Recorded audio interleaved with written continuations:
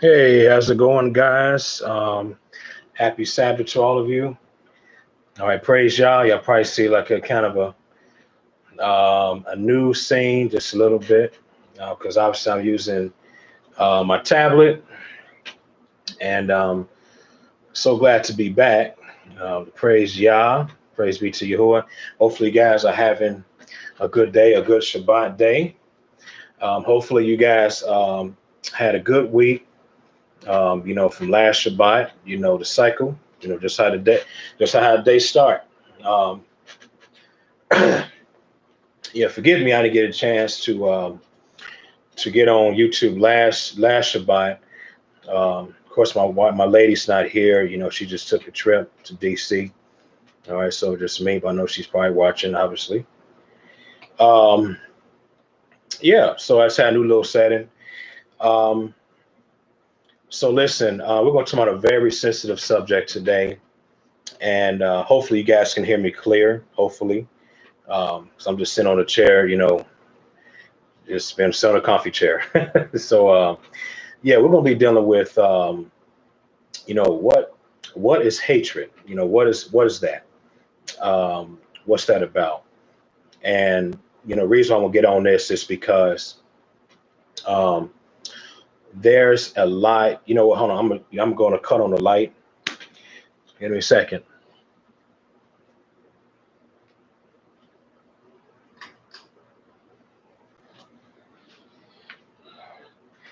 All right, so that's better. Um, but anyway, there's so much issues in the world. You guys know what I'm talking about. There's a lot of issues in the world. A lot of um, we have people that disagree with um, people that speak out truth. Okay, we have people that's planning to how to break people down. Okay, let me explain what that is real quick. Is let's say, okay, let's just put me for an example. um, let's say I've came to someone and I spoke truth in the neighborhood, and they may be like, hey man, hey, way to go, good job, you speaking something that I heard about. Not say everybody would do this, but some people, even online or well, connected, via social media, even outside of social media, they just find a way to plot. They plot against you because they didn't agree with something that you may have said, and it is against their comfort zone. And so they try to find something to do against you. They try to mess up your name on Facebook or any specific social media. They may try to find what come after your wife or your children. They make it look like you nothing. You don't exist. Even family will try to get you from your wife or your husband. They will mock at you when you're not there with them. But when you're there, they may not do, but they may do it in boldness because they know who you are. And so they are stuck on comfort zones. What I mean by comfort zones is people are stuck on their religion, okay? On their religion, okay? Um, you got people that get abused at home because of the word of Yah, or because they hate the word, so they would hate the word, and then they would hate you as a person. They can't stand you. You can be a daughter or a son to your dad or your mom. You can be a nephew or a niece to your aunt or uncle. They're going to hate you because of a demonic connection upon them, which I'm explaining that today on what is hatred in the spirit. Okay, 'cause I'm gonna deal with two parts. I'm gonna deal with what is hatred in the spirit and what is hatred in the physical. What are those? Okay. One more thing I will speak on this disclaimer is analysis. Excuse me. Is that this is why our neighborhoods is dirty. Because there's a lot of hatred on, don't want to plan for your family, just want to fool around with the people, and and they'll have no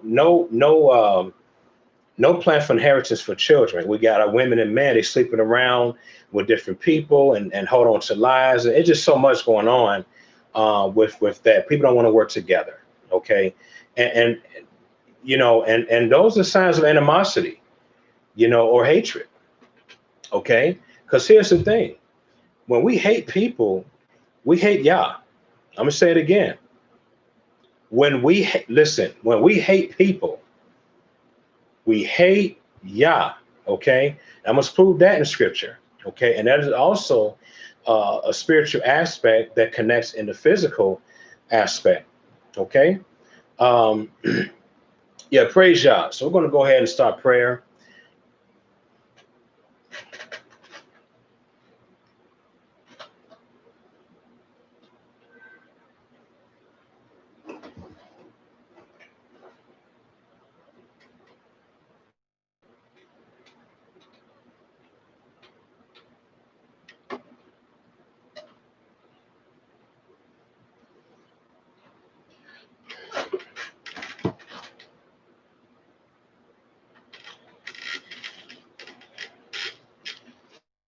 Setting is really not bad. It's pretty convenient. Sound a little off over here.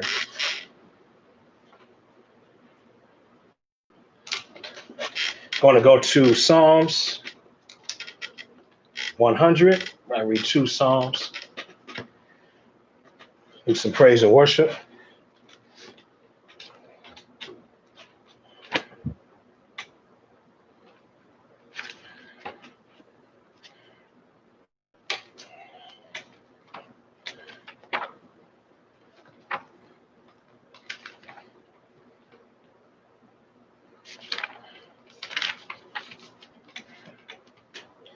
Okay, so it says in Psalms 100, it says, make a joyful noise unto Yahuwah, all you lands. Serve Yahuwah with gladness, come before his presence with singing. Know you that Yahuwah is Eloah, the mighty one. It is he that made us and not we ourselves. We are his people and the sheep of his pasture. Enter into his gates with thanksgiving and to his courts with praise. Be thankful to him and favor his name. For Yahuwah is good, his mercy is everlasting, and his truth endures to all generations. To thou Yahuwah for Psalms 100. Praise you, Yah. Allah Yahuwah, Hashem Yahuwah. Thank you, Father. And then I want to go to Psalms 51. Psalms 51. I want to go there. Psalms 51. All right. Says, have mercy upon me, O Lord, according to your loving kindness, according to the multitude of your tender mercies. Blot out my transgressions. Cleanse me from my sin. For I acknowledge my transgressions, and my sin is ever before me. Against you only have I sinned, and done this evil in your sight, that you might be justified when you speak, and be clear when you judge. Behold, I was shaped in iniquity, and in sin did my mother conceive me. Behold, you desire truth in the inward parts, and the hidden part you shall make me know knowledge. Purge me with hyssop, and I shall be clean. Wash me, and I shall be whiter than snow. Make me to hear joy and gladness, that the bones which you have broken may rejoice. Hide your face from my sins and blot out my iniquities. Create me a clean heart, O Lord, and renew a right spirit of rock within me. Cast me not away from your presence, and take not your set apart spirit, O Rock Kadosh, from me. Restore unto me the joy of your salvation, and hold me with your free spirit. Then I will teach transgressors your ways, and sinners shall be turned back unto you. Deliver me from blood guiltiness, O Yah, of my salvation, and my tongue sing loudly righteousness. O Yahuwah, open my lips, and my mouth shall show forth your praise. For you desire not sacrifice, else will I give it. You delight not in burnt offering. The sacrifice of the Lord are a broken spirit, a broken and contrite heart, O Lord, you will not despise.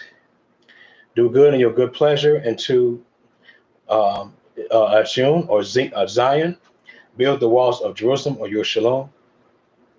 Then shall you be pleased with the sacrifice of righteousness, with burnt offerings and whole burnt offerings. Excuse me. Then shall they offer bullocks upon your altar. To now you hold for Psalms chapter 51.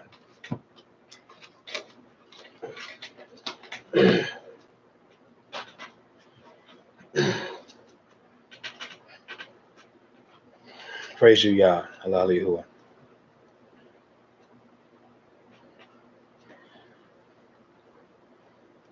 How deep the Father's love for us. How vast beyond our measure,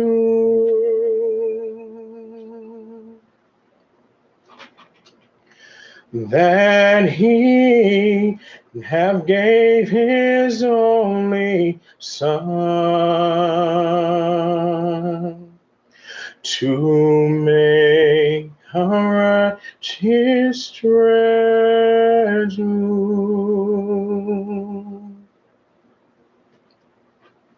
How great the pain of searing loss! The Father turned his face away, and his wounds and have marred the chosen one. Bring many people to you. Oh, yeah. Behold the man upon the tree. Our sins upon his shoulders, no shame to hear our mocking voice, call out among the scoffers.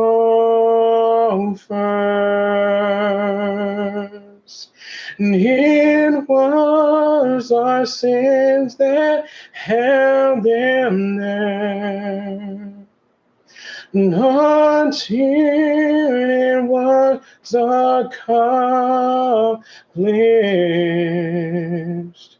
His wounds have marked the chosen one.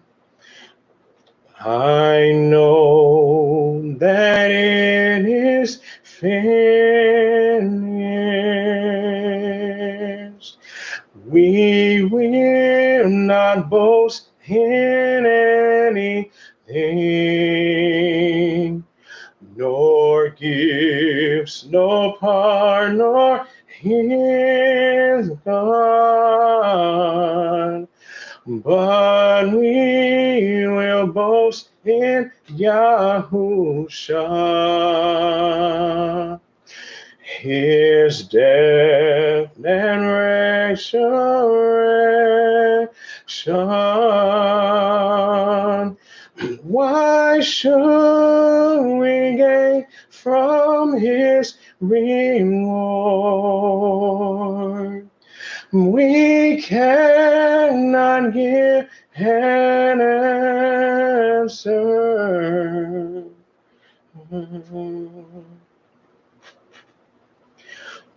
But this we know with all our hearts.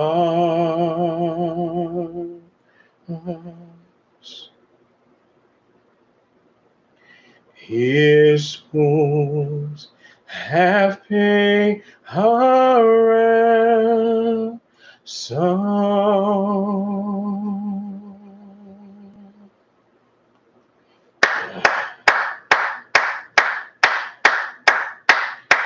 Praise you, Yah.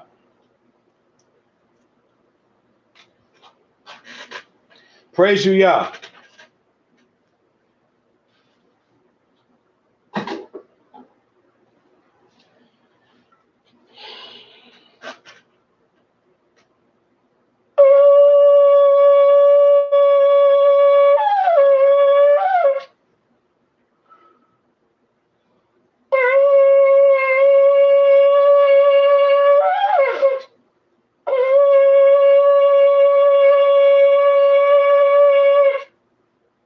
Praise you, Yah. Praise you, Yah. Hallelujah. Give you honor. Give you honor, praise on this Sabbath day. Hallelujah. The rest day that we lay at your rest. Hallelujah.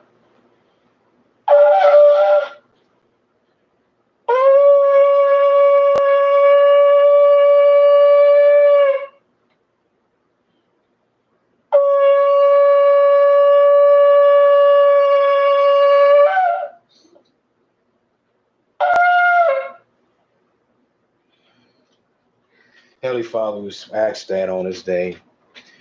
Um, May you let peace reign or shalom reign upon us today, on our minds, on our hearts, Yahuwah, our mentality, our thinking, our lives, even with people driving, even people just getting home, or even people go to work next week, getting off for work, going to the grocery store, getting food from their own soil, butchering animals, etc. We thank you for peace of things we do.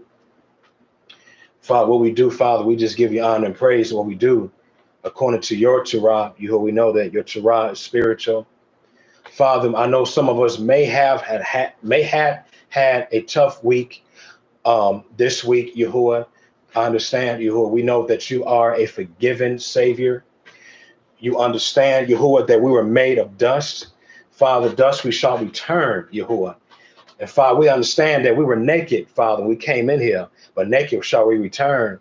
And Father, that's why I'm asking that you give us the strength and not to worry about what they got in their bank account, or what shoes they wearing, or what clothes they wearing.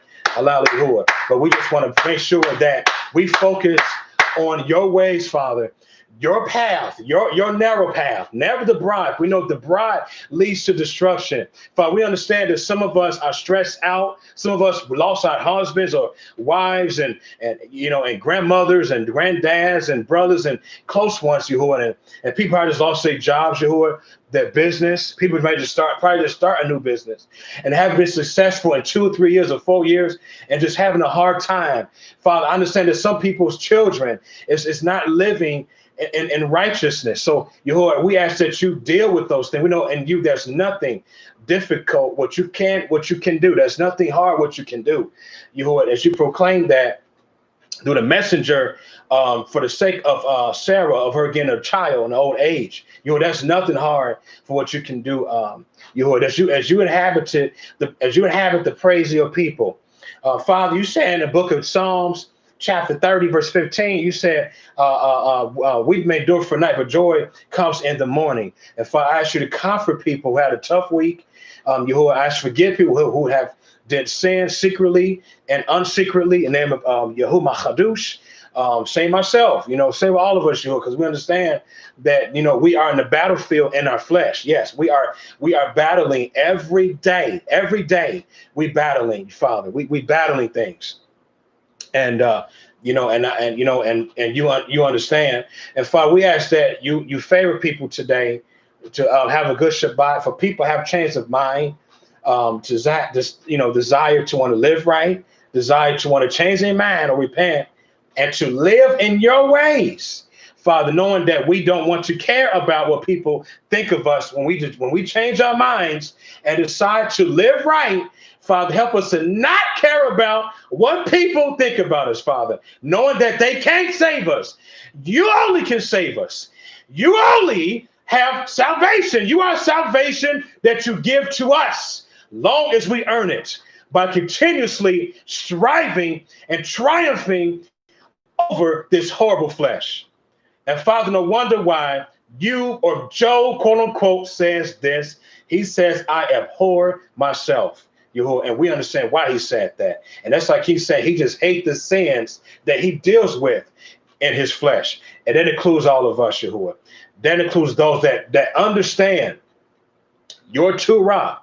Yahuwah, those who are struggling financially, those who are struggling to pay capture with a rent bill, a car payment, any specific bills, Yahuwah, give them strength to be to not worry. I know that's easy said and done, but Father, I remember when I struggled so bad, Father, even before I even got a woman in my life, and you uplifted me from things, Yahuwah, that I didn't, that it was like a hindrance, like Yabatz or Jabaz, and I think in First Chronicles chapter 4, it was, his life was, he went through so much that he asked you to enlarge his life, his boundaries. And Father, he was free from the hindrances. He was free from the struggles in his life. And Father, I ask that you do the exact same to those who struggle and those who got their stimulus check. I know that people waiting for their stimulus check from unemployment, even though we can't trust unemployment all the time. We cannot always trust the government. Father, even the elderly people. Father, those who lost Social Security, Father, help their grandchildren who got money, who got help, who got resources to help out their grandparents. Father, if they are holding unforgiveness against them, help them to forgive them and let it go, for them to help their elderly. Knowing that we got to help our elderly people, Yahuwah. We got to help them. We got to be there. No wonder our elderly people is dying, Yahuwah, because some youthful children, who got a job or business don't want to help them. So Yahuwah, I just continue to help the poor. I know me and my ladies who are helping the poor. Name of Yahushua, helping the poor out, helping them get food, praying, supplying their needs, Abba Yah, so that they can be fine, Yahuwah. And, especially giving truth to other folk, Yahuwah, because knowing that you call us to love each other. You call us to be there. And Father, we know that year 2020, it's a year of hindrances. It's a year of hindrances. Yahuwah, there so much people too focused on TV. People too focused on TV and new tablet, new this and new that, this. Knowing that this is the year, and I wonder why, Father, you allow companies to close. You try to get people attention, but help people to wake up from the minds of the coronavirus. Knowing that coronavirus we should not worry about. We should worry about our behavior and to look up to you, because you alone is the governor. You alone is the leader. You is better than a government. You is better than a census. You is better than a new president, quote unquote, who's going to be elected. They got nothing compared to you. Nothing compared to you. And may you be esteemed on today. Hallelujah. We love you. We worship you forevermore. And Father, give me the words to speak by your Ruach Kadosh, Father. As we know you say in the book of Luke 12:12, for the Ruach Kadosh, or set apart spirit, commonly called Holy Ghost, will give you the words speaking that very hour. So Abba Yah, keep me humble. In the name of Yahushua. Hallelujah. Give me honor and praise. So be it. Thank you. All right, praise Yah. All right, so man, it's powerful. Powerful praise, man. Ain't like going screaming and singing and dancing, whatever. But like I said, we'll be dealing with hatred. Okay. So I'm going to start in the Old Covenant, commonly called Old Testament. And like I said, we're going to be dealing with the spiritual aspect. Now, y'all might catch me kind of mixing it up. Y'all know I get down speaking information. Okay. And like I said, if y'all have any questions, email me, yahuwahslife27@gmail.com, or give me a comment. So like I said, I'm not here to prove I'm better than somebody. I'm not, I'm just like you guys. We all work hard to do our best to live right every day, every night, every midnight. We try our best to focus. Okay, so let's go to the book of Genesis. We're going to start with the story of Cain and Abel. Okay, did not Cain hate his brother? We're going to find out why he was so hateful against his brother Abel. And it was funny, we got people like that today. We got brothers hating sisters. We got sisters hating brothers. We got cousins hating cousins. We got niece hating the nephew, or it's sad. It's horrible. You know what I'm saying? We got to get back loving each other, man. So we got to get back getting like this. You know what I mean? So let's go to Genesis, I think chapter 4, if I'm not mistaken. So this might be I don't know, this might be 3 or 4 hours. So y'all better, I hope y'all got plenty of sleep today. Okay. So y'all, most of my videos, we average 3 hours, at least 3 to 4 hours. Okay. So Genesis chapter 4, I think that's it. Okay, so I'm going to start in verse 1. We're done with spiritual hatred. We'll deal with that. It says, verse 1, Adam knew Eve, or Hawa. For y'all to know, let y'all know, the word Eve means mother of all living.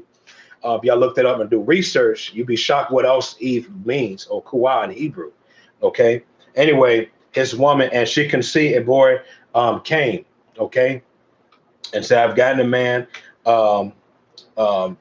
From Yah, she again bore his brother Abel, okay, or Abal, okay, and says, and Abal or Abel was a keeper of the sheep. Okay, so keep that in mind, okay, just like David, he was take care of sheep, keeper of the sheep, right? But Cain was a tiller of the ground, okay, tiller of the ground, kind of like with us today. Most of us work on a Shabbat. We work under people. We work on Illuminati. We work under religion. Okay, that's till of the ground. Okay, but some of us folks work at a job, a regular job. We got some righteous brother. They work. You know what I'm saying? And they we till the ground. Okay, so let's keep going. Verse 3, in the process of time, and it came to pass that Cain brought of the fruit of the ground an offering unto Yah, and Abel he also brought of the firstlings of his flock and of the fat thereof. And Yahuwah had respect unto Abel and to his offering, but unto Cain to his offering he had not respect. Okay, and Cain was very angry. Okay. And his face fell, or his countenance fell. And Yahuwah said to Cain, why are you mad? Why is your countenance falling? Now keep in mind, Cain had a problem against Yahuwah. Okay, that's the reason Yahuwah didn't accept his offering. Okay. If you do well, shall you not be accepted? And if you do not well, sin's lie at the door. Okay, and unto you shall be his desire, and you shall rule over him. And Cain talked with Abel, with his brother, and it came to pass when they were in the field, Cain rose up against Abel, his brother, and murdered him. And Yahuwah said to Cain, where's Abel, your brother? And he said, I know not, am I to guard my brother, or be my brother's keeper, right? Okay, so let's keep going. And then it says, and he said, what have you done? The voice of your brother's blood cries unto me from the ground. And now are you cursed from the earth, which has opened her mouth to receive your brother's blood to your hand. Now, when it says the word her, that's about the earth, her. Okay. Now I'm not saying Mother Earth. No, I ain't known that. Okay. But it's just her, Earth. Okay. Just letting y'all know about that. All right. The planet. Okay. And when you till the ground, it should not henceforth yield unto you her strength. A fugitive, a vagabond shall you be in the earth. And Cain said to Yahuwah, my punishment is greater than I can bear. Behold, you have driven me out of this day from the face of the earth, and from your face shall I be hid, and I shall be a fugitive and a vagabond in the earth, and it's going to pass everyone that finds me shall murder me. And Yahuwah said to him, therefore, whoever slays Cain, vengeance to be taken on him sevenfold. And Yahuwah said, a mark upon Cain, unless any finding should murder him. Okay. Now, I may not understand everything what I just read, because I'm some honest guy, but I do understand this. When they're talking about that Yahuwah would not accept his work, this brother probably worked on a Shabbat. Okay. He probably worked on a Sabbath. His job that he was doing, it was probably a negative job. You know what I'm saying? It's kind of like, where you have people like work for the FBI. Somebody, they may be a lieutenant. Okay. Somebody may, be a briber. You ain't gonna accept your job. You may say he's not gonna save you. So with Cain, He murdered his brother, and then he didn't have no love for Yah. Okay, he didn't have love for that. Cain probably knew that he knew the commandments, about the Shabbat. You know what I'm saying? He probably knew, but he probably worked on the Shabbat too, and you had to cut him off. He plus murdered his own brother. Now, what's the point of reading this? Cain had a wicked spirit of murder. He had a spirit of error. He had a spirit of rebellion. He had a spirit of witchcraft. Okay, he did not consider loving his brother. He had hatred filled in his heart. It was pretty personal. You know what I'm saying? Just like how we got people like that today. We got folk that work so much. Not saying you can't work. We got people working 50, 60, 70, 80 hours, and they come home complaining. He may hate his wife. She may hate her husband, taking things out on them, having to do with them. Y'all know what I'm talking about. You may have brother may have may make more money than the sister, but the brother, is jealous at the sister because the sister got a better life than him. He complained he want to keep working at a job like that, working 70, 80 hours a week. You know what I'm saying? We got folk that work on the Shabbat, okay? And that's hating Yah in the spirit. Real talk. That's hating Yahuwah in the spirit. And this is why some of us, we so angry and stressed out. We don't have good marriages. We complain. We not really joyful about life. We just treat life like prison. Okay, if I make any sense. And see, when we do those things, we are hating Yah. Okay, I'll give you 3 examples of that. If I go to the book of Ecclesiastes, okay, man, we're dealing with hating in the spirit, right? Spiritual hatred. You can hate people in the spirit. You can spiritually hate people in the spirit, okay? And also Yahuwah. But we don't want to do that, do we? Good thing we don't want to do that for those who are serious, to want to get their lives together. Praise Yah. And just a reminder for those who want to get baptized or emerge, give me an email, yahuwahislife27@gmail.com. And when we get emerged or baptized, who's serious, give me an email, yahuwahislife27@gmail.com. All right, praise Yah. All right. Ecclesiastes. What is hatred?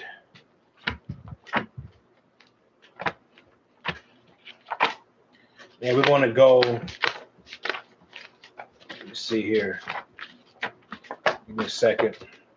Go back to the table content. Because my scriptures kind of have another order of, from Genesis to Revelation. Because I got the book of Sefer, okay, or Kafar. So Ecclesiastes.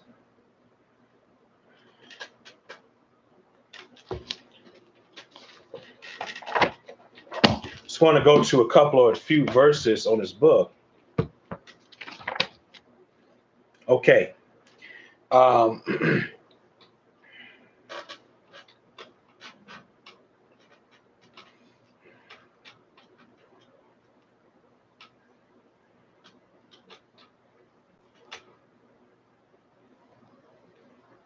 So we're going to go to chapter 7, and we're going to chapter 7 and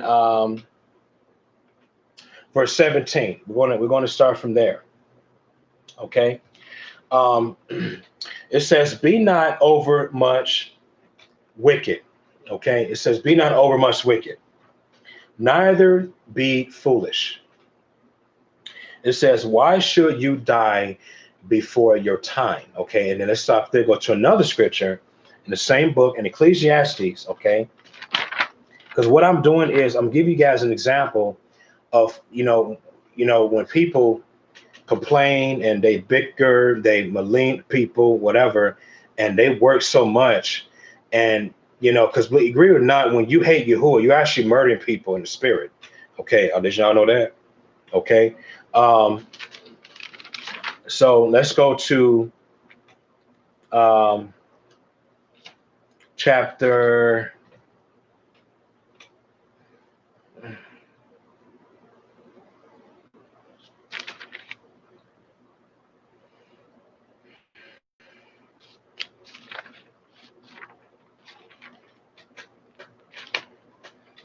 All right, give me a second, guys. Hold on.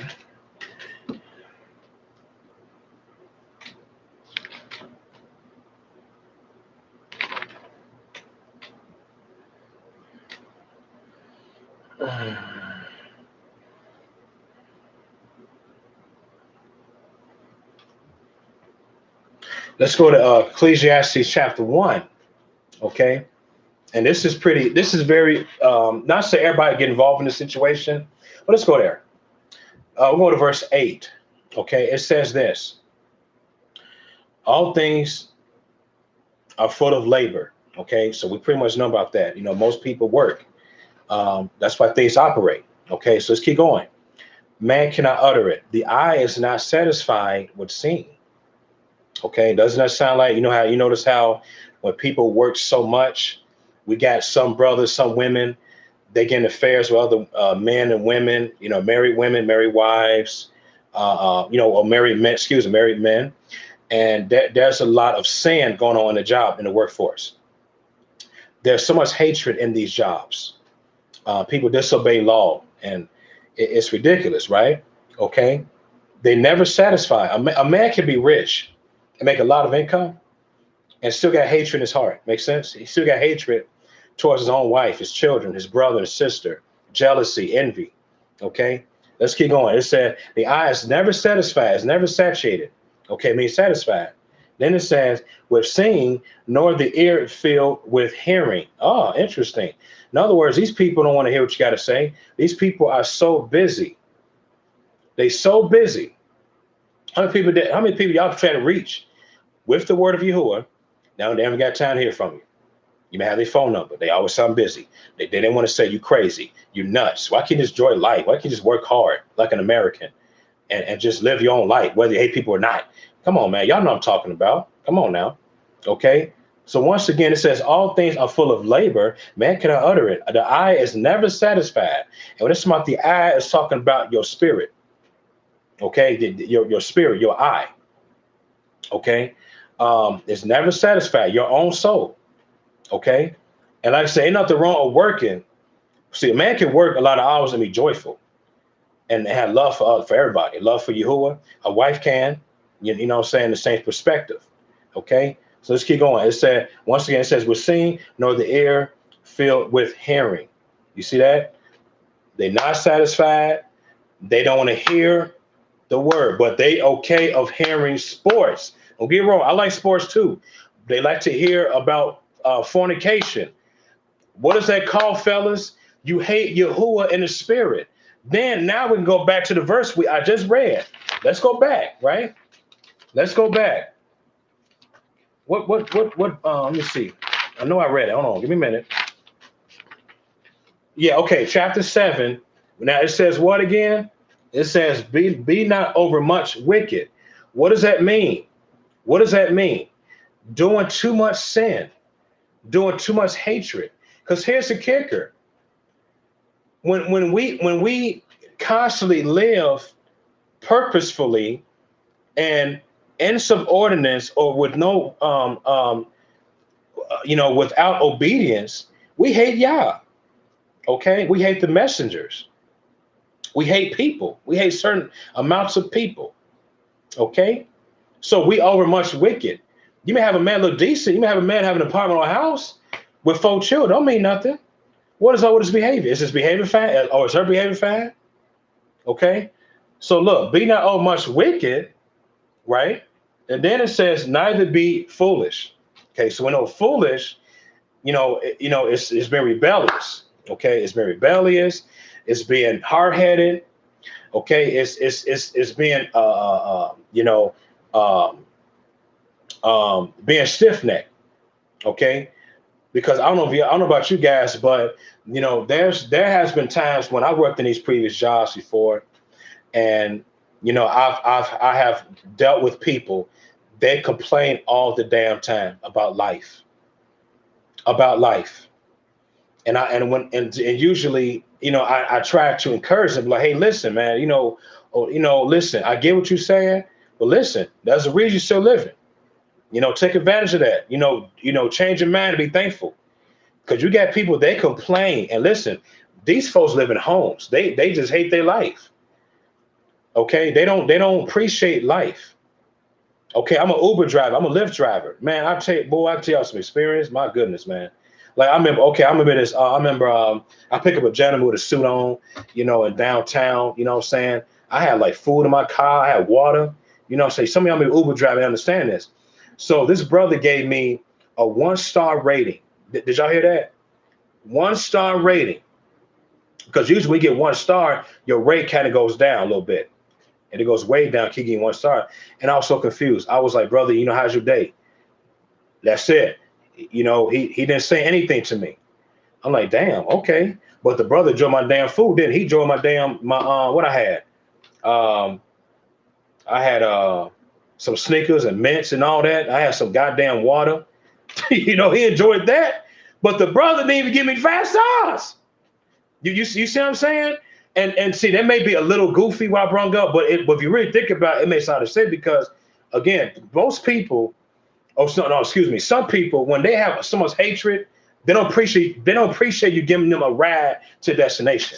They give you 1 star for no reason. They just give you 1 star because they may see something that they don't have, and so they give you 1 star to expose, use it as an anger against you, and you even know the person. You see what I'm saying?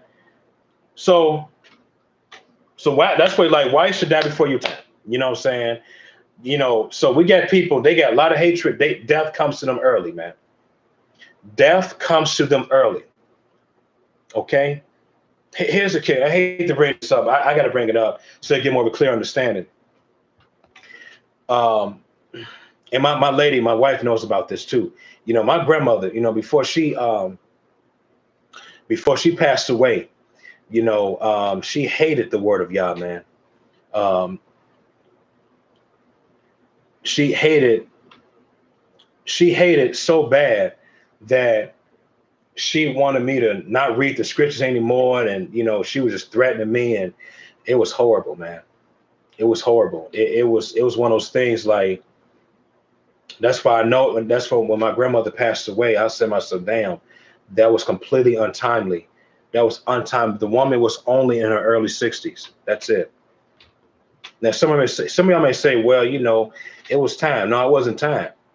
We got to get our mask off this time thing. No, when you living wrong and you dying early in your age, that was not time of Yahuwah. That was time of yourself or the enemy through you. That's why he asked, why should you die before your time? Hatred will decrease your life. Let me say it again. Please listen. Please listen. Hatred will decrease your life longevity. It will decrease your I'm telling you, not making this up. Let's prove that. Remember, we're dealing with spiritual hatred. Let's go to 1 Samuel 31. Y'all think this is a joke? Y'all think this is a joke? Look what happened to Saul from his disobedience. And matter of fact, I'm not talking about those who ignorant. I'm talking about those who once heard the truth and they want to hear, they just hate the word and hate you. I'm talking about that in the perspective of hatred against Yahuwah in the spirit. Okay? So 1 Samuel 31, Saul got murdered untimely.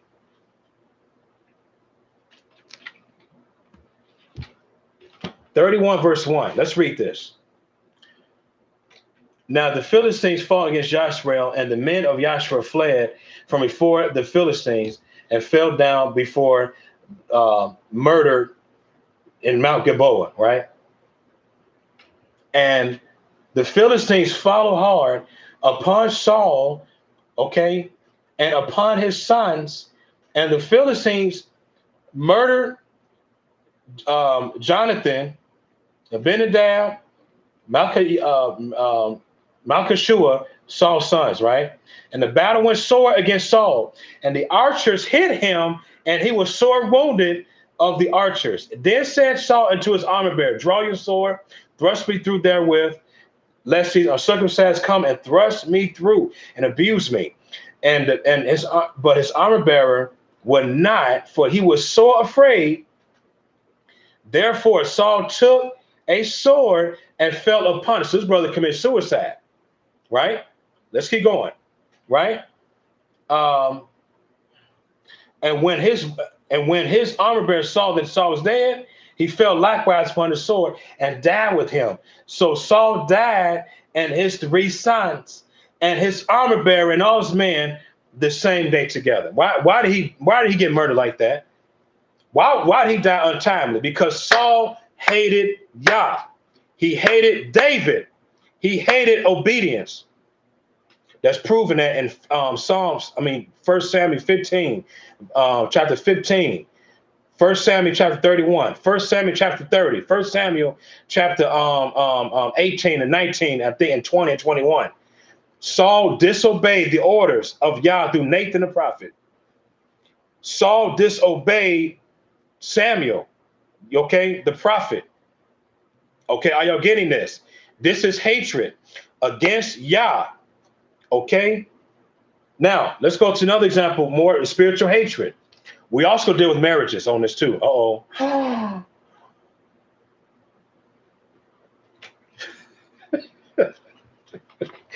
Y'all thought to be light on y'all. I'm gonna have to be hard on y'all today, man. We're gonna deal with the marriages. Yeah, I said it. We're gonna deal with the marriages. You can hate Yahuwah in your marriage. You can hate, listen, people hate their own spouses spiritually when you marry, when you with them. We're gonna deal with that later today. We have a lot to cover. That's what I said earlier. This is gonna be 3 or 4 hours today. Okay. Now, let's go to another story.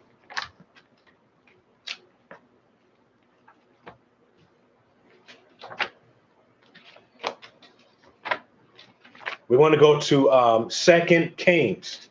2 Kings.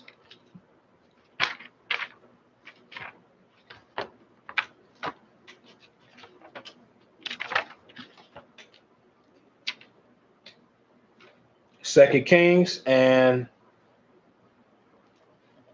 let's go to chapter 13. We're going to just go to a couple examples, of hating Yah in spirit. Okay, hating people in spirit. Okay, and let me say this too. I'm going to say, I'm good that it came in my head. When people hate people in spirit, it calls people to sin. Did y'all know that? Did y'all know that? When you hate, listen, when you hate people, you're making people to sin anyway. Let's give an example. Let's say you are in a covenant, whether you're polygynous or not, man. Okay, because I do believe in polygyny. I agree with that. Whether you're polygynous or not, let's say you got a wife or wives, right? And let's say, listen, you as a husband, listen to me. You as a husband, not teaching your wife or your wives, okay, and your 3 children, the truth of Yah. You could be praying. You could be, listen, you could be praying. You could be living right. But wait a minute, you have people living with you. You got to do something for them. By you not teaching them the word and they're ignorant, you making them sin already. Doesn't make any sense to y'all? Doesn't make any sense? You making them sin by you not, as a man, teaching them. You see, the reason why my wife, my lady, I know she's watching me, the reason why she's not sinning, because I teach her, protect her, nourish, excuse me. Okay, provide, okay, and live the example, okay, of how you should live righteously. See, hatred relating to being lazy, not doing your part. Okay, I cannot wait to get on the marriage thing on that. Oh my man, oh my goodness, Father help me. Father, please help me. Okay, so let's go to verse 1 of 2 Kings 13, please. It says this: in the 20th year, or 23 years, Joash, the son of Ahaziah, king of Yehuda, Yehoahaz, Okay, the son of Yahoo began to reign over Yashrael and Shemaroon and reigned 17 years. And he did that which was evil in the sight of Yah. See that? Think about that for a minute. He did what was evil in the sight of Yah, right? What do sight mean? Okay, what does that mean? Yahuwah looks at everything at the same time. He look at what we are doing. Okay, he behold everything at the same time. He know where you at. Okay, and followed the sins of Jeroboam. You notice it said he followed the sins of Jeroboam. What does that mean? Well, his dad did not teach him the truth. Hello, he didn't teach him. He hated his own son. Let's keep going. The son of Nuyat, which made Yashrael sin, because of the hatred of Yahuwah. This is why we got broke down the part. Listen, this is why we got broke down neighborhoods. This is why we got drug infestation in our neighborhoods. We got prostitutes in our neighborhoods. We got cops making big money because we are hating other folk. We can't teach them. Now tell me I'm lying. But we want to go to church every first day of the week. I said it. If you hate me, that's fine. What church gonna do? We can't read the word of Yah and get instructions from this book. This is why we get our youthful women, our youthful men. They don't know how to treat a relationship right. I'm preaching. They too focused on making YouTube videos over some dumb shit. Makes sense. Over some dumb things. They just don't know because they've been misled. When you mislead people, that's also hatred in the spirit, and you hating Yah. You can't say I love you, oh brother, cousin, whatever, and you not teaching them the word of Yahuwah. I'm sorry, man. You got the true. Listen, the true love is when you teach and live the example. Now I know a lot of people may have a hard time agreeing with that. I respect that because here's the thing. I grew up thinking that. I grew up thinking that, when you love somebody, you only give them something to eat, and you just make sure you tell them to get an education, you tell them to get a job and have a life. I listen. I've studied what love. I'm gonna teach you about what love is in the future. That's not love. Okay, but anyway, I won't go too deep on that. Not at the moment. Okay, so anyway, verse 2. And he did that which was evil in the sight of Yah, okay, and followed the sins of his dad. Okay. Jeroboam, the son of Nebat, which made Yashrael to sin. I think that's his dad, probably his dad. And he departed not therefrom, meaning he did not repent. And look what it said in verse 3. And the anger of Yah was hot against Yashrael. Come on, fellas, listen to me. Yahuwah was angry at the people. Why think Yahuwah is angry with most of us in America? Come on, man. Because there's barely teaching in America. There's barely discipline. There's a lot of hatred, entertainment, okay? Razzmatazz, a lot of fanciness. But we too focus on what we see. We too focus on the commercials. We too focus on TV. Not saying you can't watch TV. Listen, I do. But what I'm saying is that people are too entertained. People watch TV 17 plus hours a day. You see what I'm saying? And they act like the damn TV. And when you act like the TV, your brain is programmed to act like what you saw to apply against other folk. And that's where you get a lot of hatred. Why do you got rap groups against each other? Come on, why you get rap wars? There's a movie called 8 Mile. Look that movie on Eminem. Okay? Why did there was hatred going on in that damn movie? Because of hatred, because they was not disciplined. It was a lack of discipline in that movie. People had rap battles and all this bullshit. There was no hate. There was no love in that. No love. It was a demonic competition. Okay? Anyway, let's keep going. Let's go another example with this about hating things of the spirit, right? Hating Yahuwah.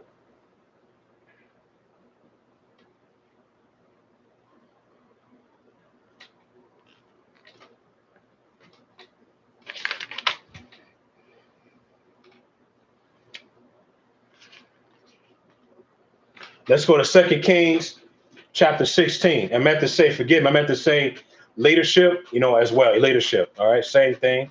Because when I read these books, the Second Kings, when I read about these kings ain't doing right, and in fact, other folks will say, they remind me of daddies today. You got most dads, they hate their family. They don't lead them.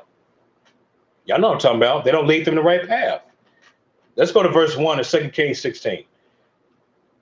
Man, in the 17th year of the Pekah, son of Ramaliahu, Ahaz, the son of Utham, king of Yehuda, began to reign. 20 years old was Ahaz when he began to reign. And he reigned 16 years in Jerusalem and did not that which was right in the sight of Yahuwah. You see that? Okay. Here we go again. Another problem. Okay. Like David, his dad. Okay. What he walked in the way of the kings, Yahshua, made his son pass through the fire. Pass through the fire means religion. You take your children, you sacrifice them, or you can pass them on the fire, meaning a deity, a god, okay, a sun god. Okay, you make them you sacrificing their souls to your religion. That's pass through the fire. So much I know that. Okay. According to the abomination, excuse me, of the heathen, whom Yahuwah cast out from before the children of Yashrael. And he sacrificed and burnt incense in the high places or church. Come on now, the temples. Are y'all listening? Then it says, and on the hills and under every green tree. This sounds just like daddies. This sounds just like traditions of families. This is why we get families against certain people when they live right. Have y'all noticed that? Have y'all noticed that? Am I drunk today? Am I drunk? We got family against one person because he or she want to live right and be with a righteous man or righteous woman. Have y'all been through that experience? Y'all just hated by y'all family because y'all decide just want to repent of your sins and you want to read the scriptures and they hate you?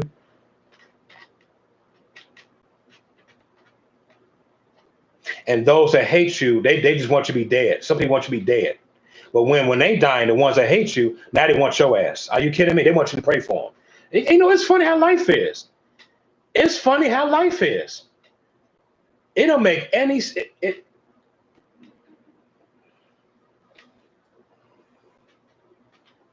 they want you with the devil. As long as they ain't living right, they want you to live wrong with them. They want you to be in their path. Okay?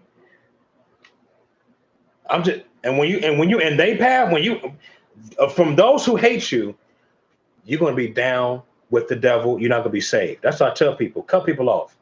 Cut them off. Why are you with them? Cut them off. They're not going to help you. They want you just they want you to be a failure. They don't want you to live successful because they're jealous. They're jealous. And these books, these chapters I read in Second Kings, and once again, these remind me of leaders today. These remind me of dads, uncles, brothers who have a family, and they try to tell you what to do to leave your husband or leave your wife. That's hatred against Yahuwah himself. Knowing that Yahuwah hates to put it away.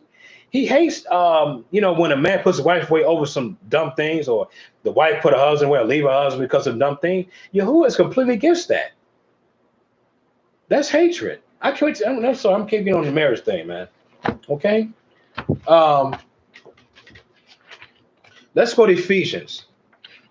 Let's go to Ephesians. So we got two, we got like I said, we got a few examples of what we looked at. Okay, Second Kings and First Samuel. Okay, a few stories about hating Yah and what happens to when you hate Yah. Okay, you have a bad result, man. That's why I tell people learn how to treat people with love and respect. But we don't do that. Most of us don't do that because we're too focused on ourselves. We like narcissists. Okay, which means narcissism means adequacy. Same thing, self-importance. Okay, so-called love. Okay, there's a movie called Gaslight. Look into that. It's about narcissism.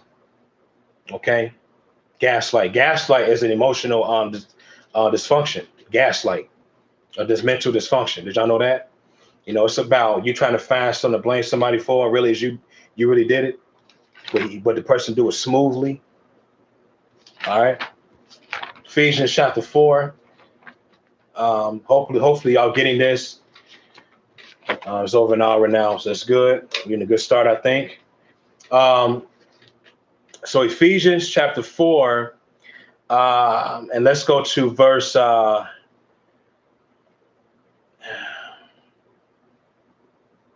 Let's go to verse 27. It says, "Neither give place to the devil." I'm gonna read that again. Neither give place to the devil. So this is an interesting verse I want to look at, because this is spiritual hatred against Yah. This scripture is about replacing Yahuwah and putting Satan as your savior. Did you know that? How do you give your place to the devil? Now we know it's part of hatred, but what else? Let's stop right here and let's go to Galatians. Okay.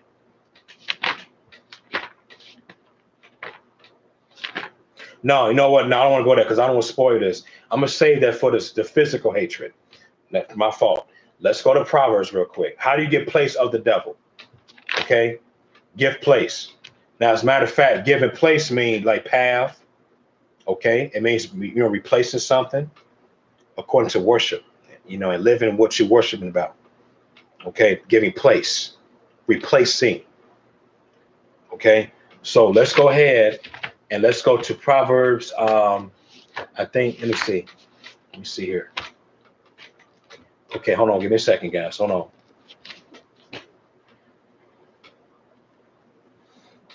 on.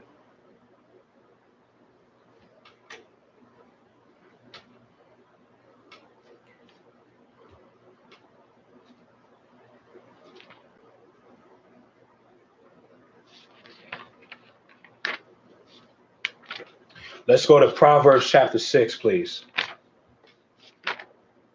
So like I said, so I'm dealing with some verses about giving place to the devil. It is part of hatred. Okay. Against Yahuwah himself. Okay. So let's go to verse 16. Is that the verse? No. Let's go to verse 12. Okay. Before I go here, I also want to let y'all know is when you have hatred, it's from the heart. Okay. It's from the heart, which connects to the mind. Because whatever you get from your mind, the heart gets affected by it. Have you noticed that? So for example, let's say somebody taught you how to hate someone. Okay, so you listen to that and then it gets in your mind, your program, your mind, then affect your heart. This can reflect on what your past was. Let's say if you was into some, witchcraft or arts of witchery, Wicca, if you've been molested by dad or mom or cousin or whatever, and the unforgiveness takes place, most people is going to receive doctrines of devils regard of hatred. It may not have to be a title of hating people. It may be a title of something specific that's proven to hate someone. Okay. Like it can be like how to use human devices to, to graphically murder humans. Secret. It may be about, how to use a BB gun, for the sake of just hurt people for no reason. I'm not saying you can have a weapon. You can have a weapon to protect yourself. I mean, that's different. But we got folk that take these certain classes, to come against innocent people. Kind of like how you got the CIA, the Central Intelligence Agency, Federal Bureau of Investigation, FBI. They've been trained a lot, right? Come on now. To cops, they've been trained to come against innocent people. Okay, makes sense. Okay, so this is all part of hatred. All right, man. It's called wicked devices. Okay, so, and this is related to this verse right here. It says a naughty person. It says a wicked man or wicked woman. Okay, Proverbs 6 and 12 reading. Okay, with a froward mouth. The word froward means unstable. It means very corrupted mouth, corrupted. Okay, so when people teach about negative things, when people lie to people, blah, blah, blah, he winks with his eyes, spread with his feet. Okay, that's pride. And then it says he teaches with his fingers. Okay, that's what people when people teach religion. Okay, folks do like this. That is paganistic prayer. Okay, you notice how when religious people and they do this and they teach you that what they want to teach you. Okay, they teach with their fingers. All right, they teach you false doctrine, and they make you think that you love Yahuwah, but you don't love Yahuwah. Okay, and then it says frowardness is in the heart. Okay, okay. Then it says he or she devises trouble continually, and he or she sows division or racism or discord. Okay, this is part of giving place of the devil. This is part of hating. This is part of hating Yahuwah. This is part of loving evil. Okay, if that makes a lot of sense to y'all, this makes a lot of sense, right? Then it says, verse 15, therefore shall his calamity or trouble come suddenly. Okay, then suddenly shall he be broken without remedy. And then in verse 16 it says, these 6 things Yahuwah hates. Yeah. 7 are an abomination unto him. Then it says a proud look, a lying tongue, okay, or a false teacher, okay, make up lies, okay, manipulate something to get what you want out of envy, out of jealousy. And then it says hands that shed innocent blood, murdering people, okay, murdering people in the spirit and the physical.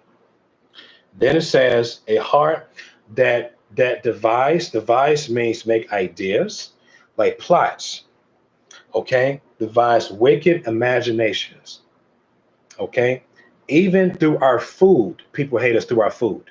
For example, McDonald's, Taco Bell, White Castles. They be like, what the hell are you talking about? Listen, you got KFC, you got Pizza Hut, Long John Silver. Those restaurants are hateful restaurants against your health. And guess what came up with that? The Illuminati, the owners of these restaurants. Y'all think I'm joking around? Research for your damn self. These people hate us through our food products, okay? Hatred against Yah. We're talking about this today. This is a generational hatred, fellas. People hate us through our damn food. You know what I'm saying? Even with me and my lady, when we go shopping, we look at the ingredients, make sure they didn't put in no artificial sweeteners, and make sure they put no damn aspartame in our food, and which is fecal matter, dookie from an animal. Make sure that they didn't put number 40 and 30 and red and blue 40, all that dumb stuff in our food product. Okay, so we got to be real careful when we're shopping. On top of that, all because of hatred. Okay, all because of that. And I understand we disobey you, who we've been brought here. I get that, but deep down inside, people hate our guts through our damn food, man. Okay, people hate us through holidays. Okay, they gave us holidays, fella. We didn't keep the holidays like that many years ago. We kept the feast days. Good thing if someone's keeping the feast days in America. Okay, so people hate us through their holidays, their pagan holidays. Okay, knowing that those are worshiping different gods. I'm gonna teach about holidays in the future. Okay, don't worry about that. But I'm just gonna give you some examples. So this is called wicked heart, devised imaginations. If I'm saying it right, a heart that devised wicked imaginations. Okay, let's keep going. Feet that is quick to run in trouble and mischief. A false witness, right, that speak doctrines of devils or lies. Come on. Okay, you got heartbreakers. You got men that tell some honey, I'm gonna take care of you the rest of my life, and he's sitting there damn near leaving his wife. They not take care of his damn children, huh? You come on, man. We got women do the exact same. Some women, they play the fool. They play like they love the man, but then she don't love him no more. She fake them out. Come on now. This is ain't made up. This is part of speaking lies. Okay. And he that sows discord among brethren. This sounds like families against an individual, family against a woman because she wants to follow Yahuwah. She may have a good husband that follow a righteous husband that follow Yahuwah, but the family hate that damn thing so bad they may claim, "Oh, I love you, but I just don't know about your husband because he stopped keeping Christmas. He don't like keeping Christmas." Yeah, yeah, yeah, yeah, yeah, yeah, yeah, yeah, yeah, yeah, yeah, yeah. Right? Same thing, vice versa. We love you, son, but we don't know about young wine. Yeah. She found you. It's the same thing. This is part of discord, division, fella. This is like a racism, a spiritual racism. Okay, we have to be careful people like that. Don't hang out with them. Okay, I did a video about division. Okay, slash sword. Hope y'all looking at that video. Okay, and then let's go to another example. Let's keep on more examples right here. Let's go to chapter 1 of Proverbs.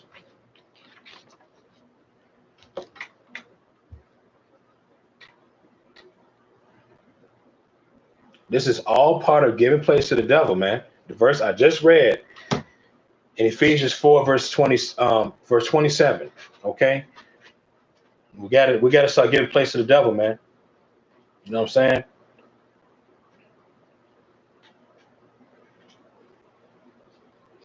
Let's go to Proverbs 1 and 16.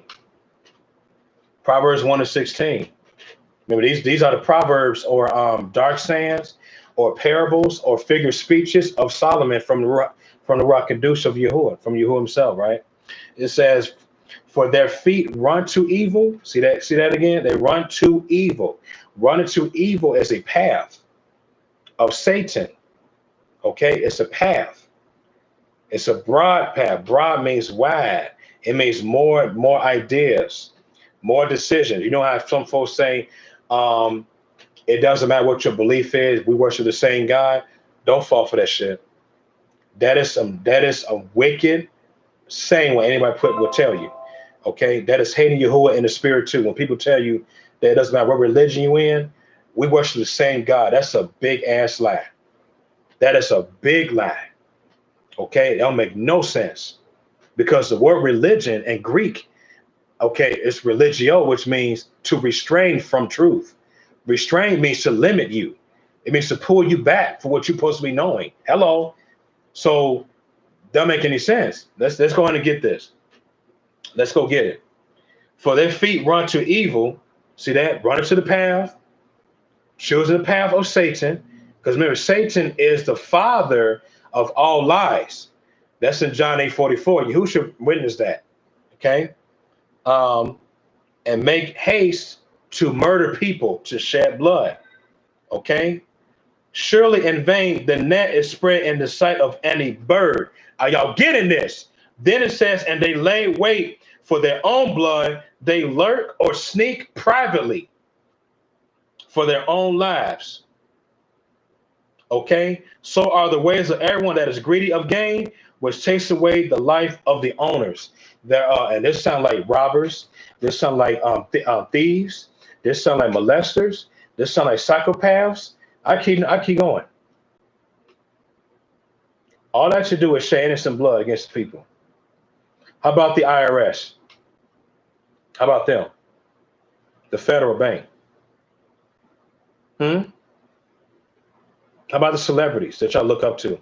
Don't they lurk after you? And y'all may not know, but like, well, they cool. They do nothing to me. You may say do nothing to you, but they are. They're making you think like them. I'm preaching.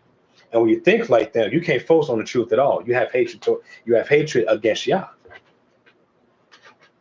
And I'm not trying to judge negatively, but when you act like someone that you don't even know, how can you focus on the truth? You hating truth. How can you focus on the truth and you trying to act like someone else? We're supposed to act like Yahushua, how he lived, because he loved the Father, didn't he? Okay. Just saying.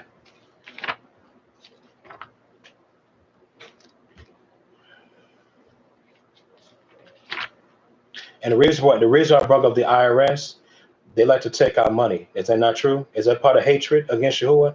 They would take your money from you. We got to what? Pay taxes, and that's a damn shame, right? Hatred. That's why most of us is stressed out over this damn IRS. It is hatred against what we have, according to our bank account. Okay, a savings account. Okay, certain savings fund that we have. They are against your money. They want your money. You see what I'm saying? They will take all your damn money. If you ain't paid them, they will clean your bank account. They don't care about that. Be negative $5 billion, whatever, dollars. Okay? They are a trip. Okay?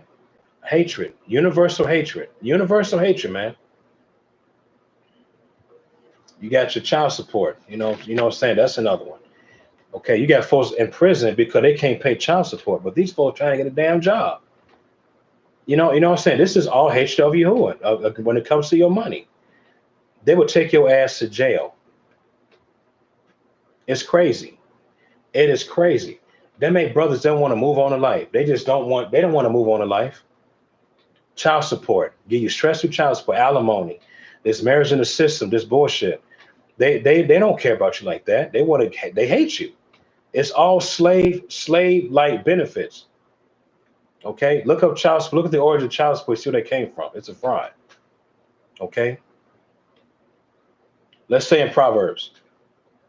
Let's stay in Proverbs, fellas.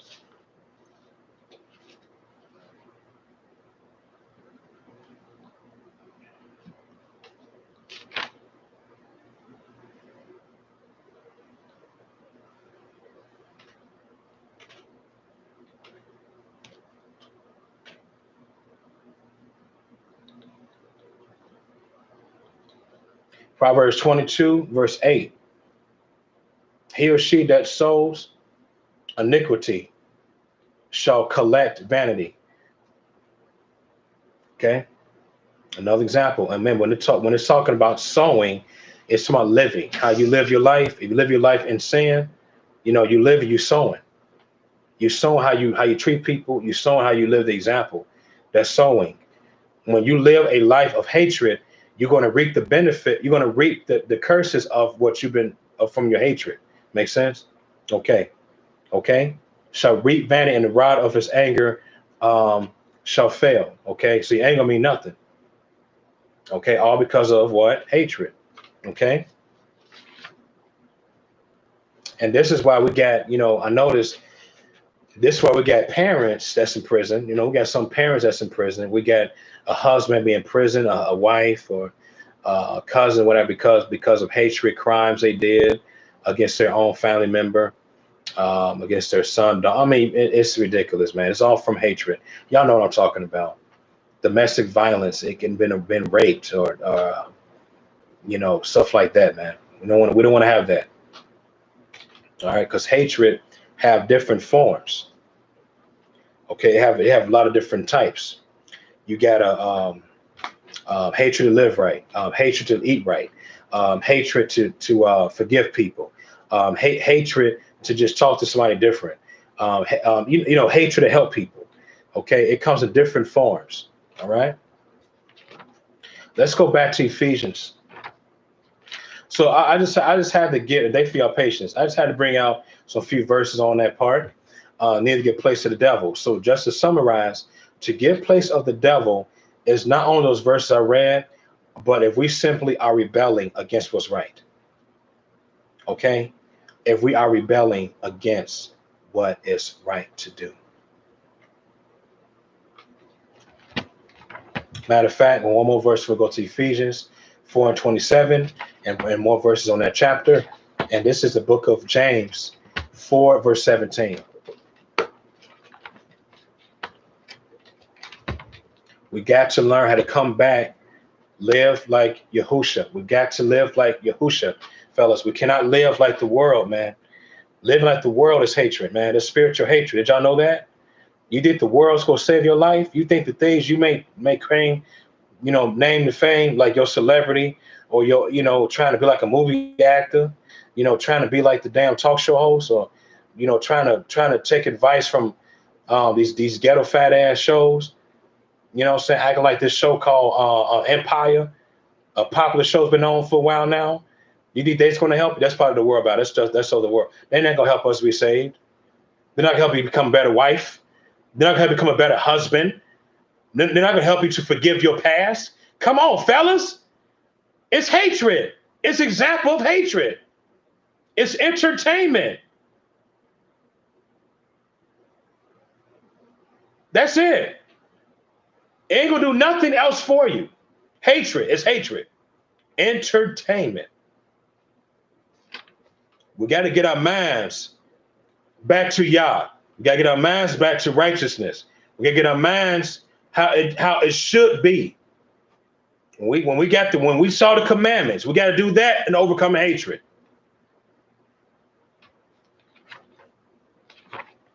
Let's go back. No, I'm sorry. Let's go to James. Yeah, James. Okay. So James, chapter 4, verse 17. Like I said, it's going to be a very long day, fellas. This is just the beginning. I know it's an hour and 21 minutes. Ain't nothing. We got a long way to go. I don't make it too long because I got to get some sleep early at night. Get up in the morning and get to work. Meet my parents and stuff. But y'all stay tuned. So anyway, it says James 4:17. It says, therefore, to him or her that knows to do good and don't do it, it is sin. Okay, it is sin to either gender, male or female. Okay, we know to do good and don't do it. That's a problem right there.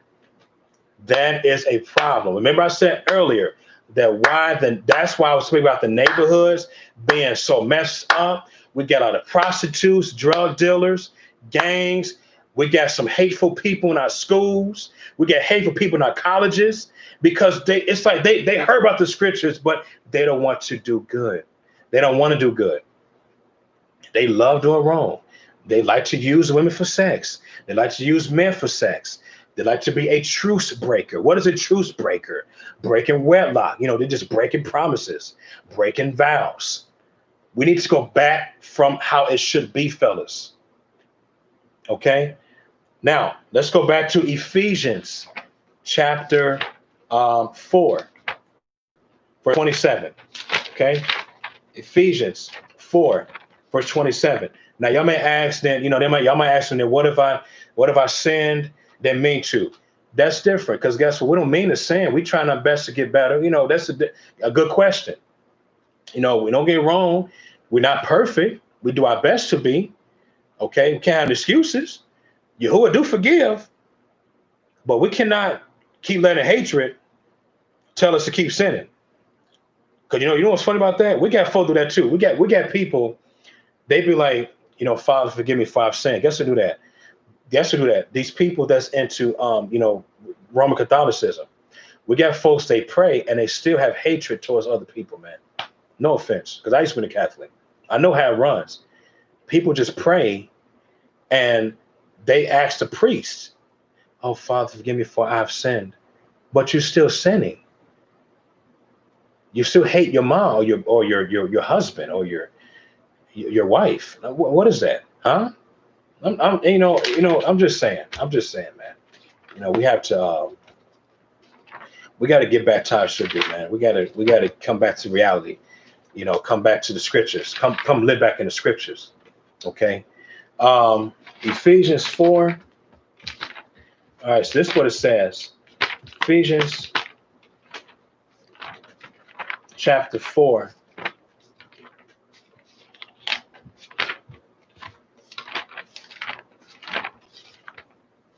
It says, neither give place to the devil. Okay. Remember, giving place of the devil means replacement. You're replacing Yahuwah and letting the devil be your leader or your covering.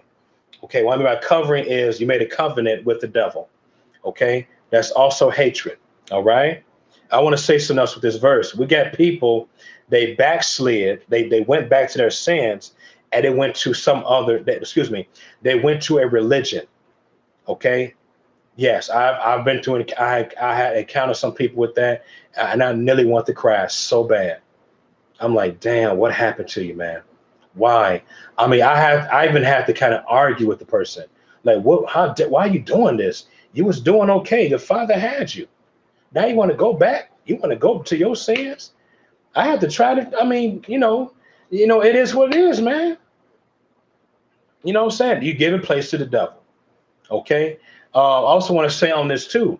Once again, we got people trying to tell people to leave your husband or leave your wife just to go to their ways and marry somebody that's of the world, man. That's giving place to the devil. That's hatred. Because when people tell your wife leave this man because he into Yahuwah, that's hatred. That's hatred. No different if somebody tell you, oh, leave your wife because she's into Yahuwah, that's hatred. That is complete hatred. They missed the mark of Yahuwah. Okay?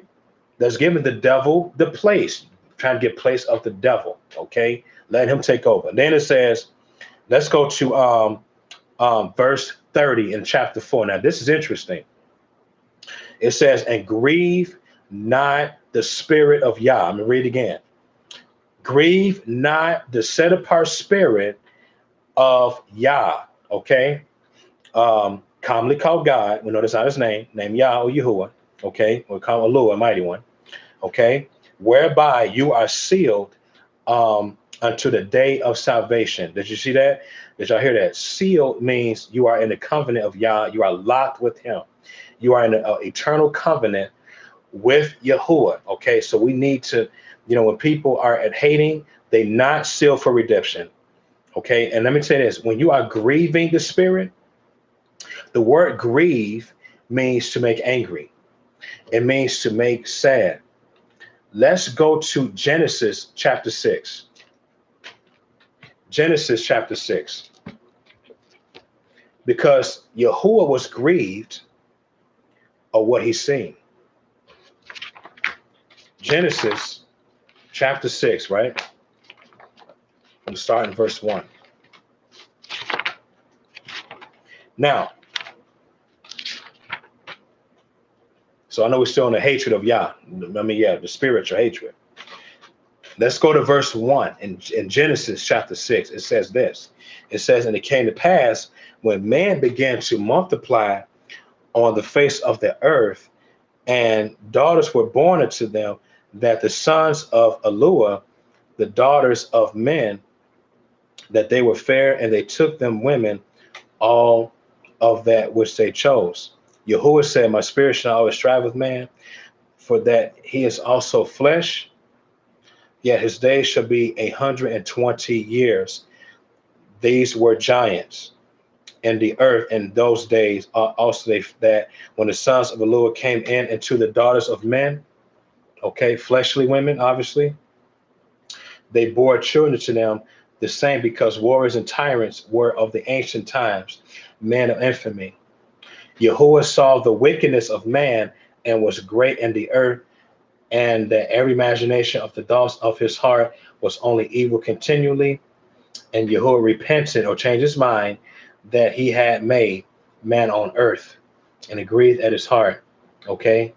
So the reason I'm reading this is because this is an example that Yahuwah was so grieved that he wanted to cause a flood. That's in chapter 7. It was so much wickedness going on. Okay, because here's the kick y'all need to understand. When people have hatred in the spirit, not only you limit your life, but you also can cause, how can I put this? It causes your health to go bad. Yeah. Did y'all know that? Your health goes really bad. Okay. I told y'all my testimony of my grandmother. Okay. She hated me so bad, man. I don't get me wrong. I love my grandmother so much, man. Good thing I'm fine. That was over 6 years ago. And look what happened with her. Okay. She been, like I said, she's been struggling with health issues and passed away. I try to give her the remedies to take. She won't listen to me. Okay. So it can affect your health. Hating Yahuwah, hating people can also affect your life to be very short. Um, Naaman asks, what about older people? They still living longer. Well, Satan, remember, Satan act like Yahuwah. Satan give people that's older a reason that they living longer. For example, you got the Rockefeller. Okay, people say that, people say they die, I don't know, but Rockefeller, I think it's when David D. Rockefeller was part of the Rothschilds of the Illuminati. Okay, and they were part of the Bilderbergs. Look that up, but they was one responsible for our food being poisoned. But this brother in his 80s, I think, like, yeah, 80s. Okay, old man. Okay, and he don't have no love for people, man. No love for anyone. Okay, and he lived pretty much longer. So Satan has plans for people that's older in their perspective. Okay. Um, but anyway, I just want to put that out there in chapter 6. That's part of grieving the spirit of Yah. Okay. Another thing too about grieving Yahuwah is it's like you could be teaching the word and not living it. That's one of them. Huh? How about that? Um, like I said, leaving your family, leaving the one you love. That's grieving the spirit of Yahuwah. Okay. Um, Now I'm not talking about someone that's very, very abusive a lot. That's different. If you leave, you understand that. I mean, he don't want you to be no damn abusive relationship. That had nothing to do with him then. But I'm talking about those who just live right and you want to just leave him for some dumb reasons. No, no, no, no, no, no, no. That is hatred. Okay. He don't want us to do that. But that's hatred. Okay. Um, we might be almost done with the spiritual part, but let's keep going. So let's go to the book of Exodus.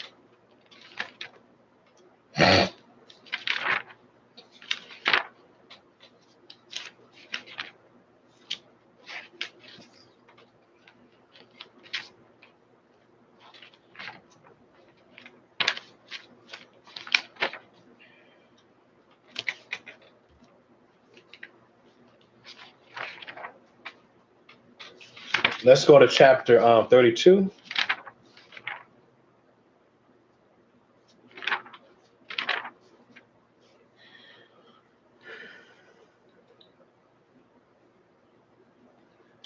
want to go to verse 1. We want to go to verse 1. Okay. So it says this. And when people saw that Moses delayed to come down out of the mount, the people gathered themselves together and to Aaron and said unto him, make us God, make us a God, Elohim. Okay, make us a God, Elohim, which shall go before us. For as for this Moses, this man that brought us up out of the land of Egypt, for we know not what has become of him. And Aaron said to them, break off the golden earrings which are in the ears of your women, of your sons, and of your daughters, and bring them unto me. And all the people broke off the golden earrings um, which were in their ears, and brought them into Aaron, and he received them at their hand, and fashioned it with a graving tool. After he had made it a molten calf, and they said, "These be your God, your or Elohim, O Yashrael, which brought you up out of the land of Egypt." And when Aaron saw it, he built an altar before it, and Aaron made proclamation and said, "Tomorrow is a feast of Yahuwah." And they rose up early in the morrow, and in the morning, and offered burnt offerings and peace offerings. And the people sat down to eat and to drink, and rose up to play. Okay. Um, so I just want y'all to know the example of that. Okay. And later on in the story, obviously some people got punished by Yahuwah, and they stopped living longer. And that's later on in chapter 32. But the reason I'm reading this here is because this is a hatred of Yahuwah as another deity, or through Satan. Okay, if that makes a lot of sense. Okay, another thing, this reminds me of today's time with people. And did y'all know that the golden calf have something to do with 4th of July? The golden calf, like beef dogs, cow, beef. Look that up to the origins. Okay, that's to do with the 4th of July Independence Day, which I'll speak another time, but not today. Okay, but yeah, that represents 4th of July Independence Day holiday. The golden calf, the bull. Okay, which is connected to Massachusetts. The Patriots Day. The Tea Party. Okay, 4th of July. So is these people, they decided to replace the covenant against Yahuwah to their deity, which is the golden calf. Okay, which probably makes sense, right? They replaced, they gave place to the devil in this chapter. Okay, they gave place to the enemy. Okay, it's kind of like today's time with marriages. Okay, with marriage, which I'm gonna get on right now. We got some wives, listen, we got some wives, they leave their husband for another husband, or they leave their husband and not get reconciled to their husband anymore. Are you kidding me? Okay, that is called replacing the husband for someone else, or for no one else, because he may be into Yahuwah so well, she can't help it. She said, "Oh, it's too hard for me. Oh, it's too difficult." Okay, it can be because he's into polygyny, into having more than one wife. It could be because he lost his job. It may because he lost his car. It may because he's spending time with parents for a little bit, and she want him always at home. It's so damn stupid because come on, man. That is hatred. That is hatred. Listen, we got wives, they leave their husbands because he just want to be more fluent at his job. Are you kidding me? But she had no damn job. That's hatred against Yahuwah. That's spiritual hatred. That's also part of marriage, part of destroying your marriage. We get husbands, listen, they leave their wife because her feet stink, or her breath stink, or because she's new and true and he's not patient to deal with her. Are you kidding me? But wait a minute, you didn't complain we had sex in the bed, didn't you? Huh? That's hatred. You leaving your wife because some dumbass things that don't make any sense. And you even got brothers, they still pray. They still teach after they left their wife, knowing that he shouldn't be teaching anything, and to repent of his sins. But leaving your wife because of that, because something not a big deal. Let's go to Timothy about this problem. Okay. Now we're going to put the marriage on this. Hating Yahuwah in the spirit through your marriage. We'll deal with that. Abandonment. Abandoning your family. Because here's the thing. When people listen, when a wife or a husband, either way, leave their spouse, they is robbing the love from that person. Did you know that? They taking it and squashing it. When you leave your spouse, knowing that you made a covenant in the beginning and you ain't supposed to break it. And I'm talking about those who are righteous, okay? Those who are righteous. Now, those who may be very abusive, all that, that's different. If you want to leave, that's fine. Go ahead. That you want to be safe. But I'm talking about those who are righteous. Okay, got children, no children, no matter. You better stay in that covenant, because Yahuwah could come against you if you're having hatred because you saying it's too hard for you, or some dumb excuse. Yahuwah don't got time for feelings, man. Because don't y'all know when people go in their feelings, that's hatred too. Feelings can make you do some things that you may not never thought doing. I'm just saying. So let's go ahead and this book. Book was that? Yeah, we got to be careful, man. Let's go to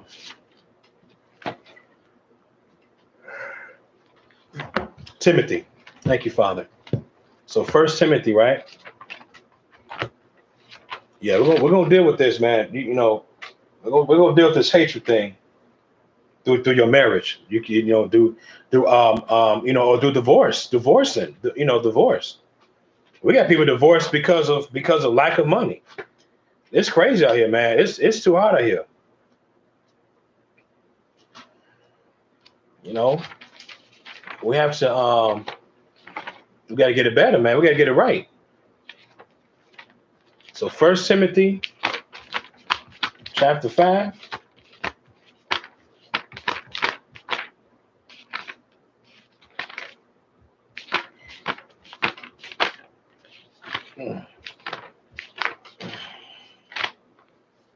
Okay.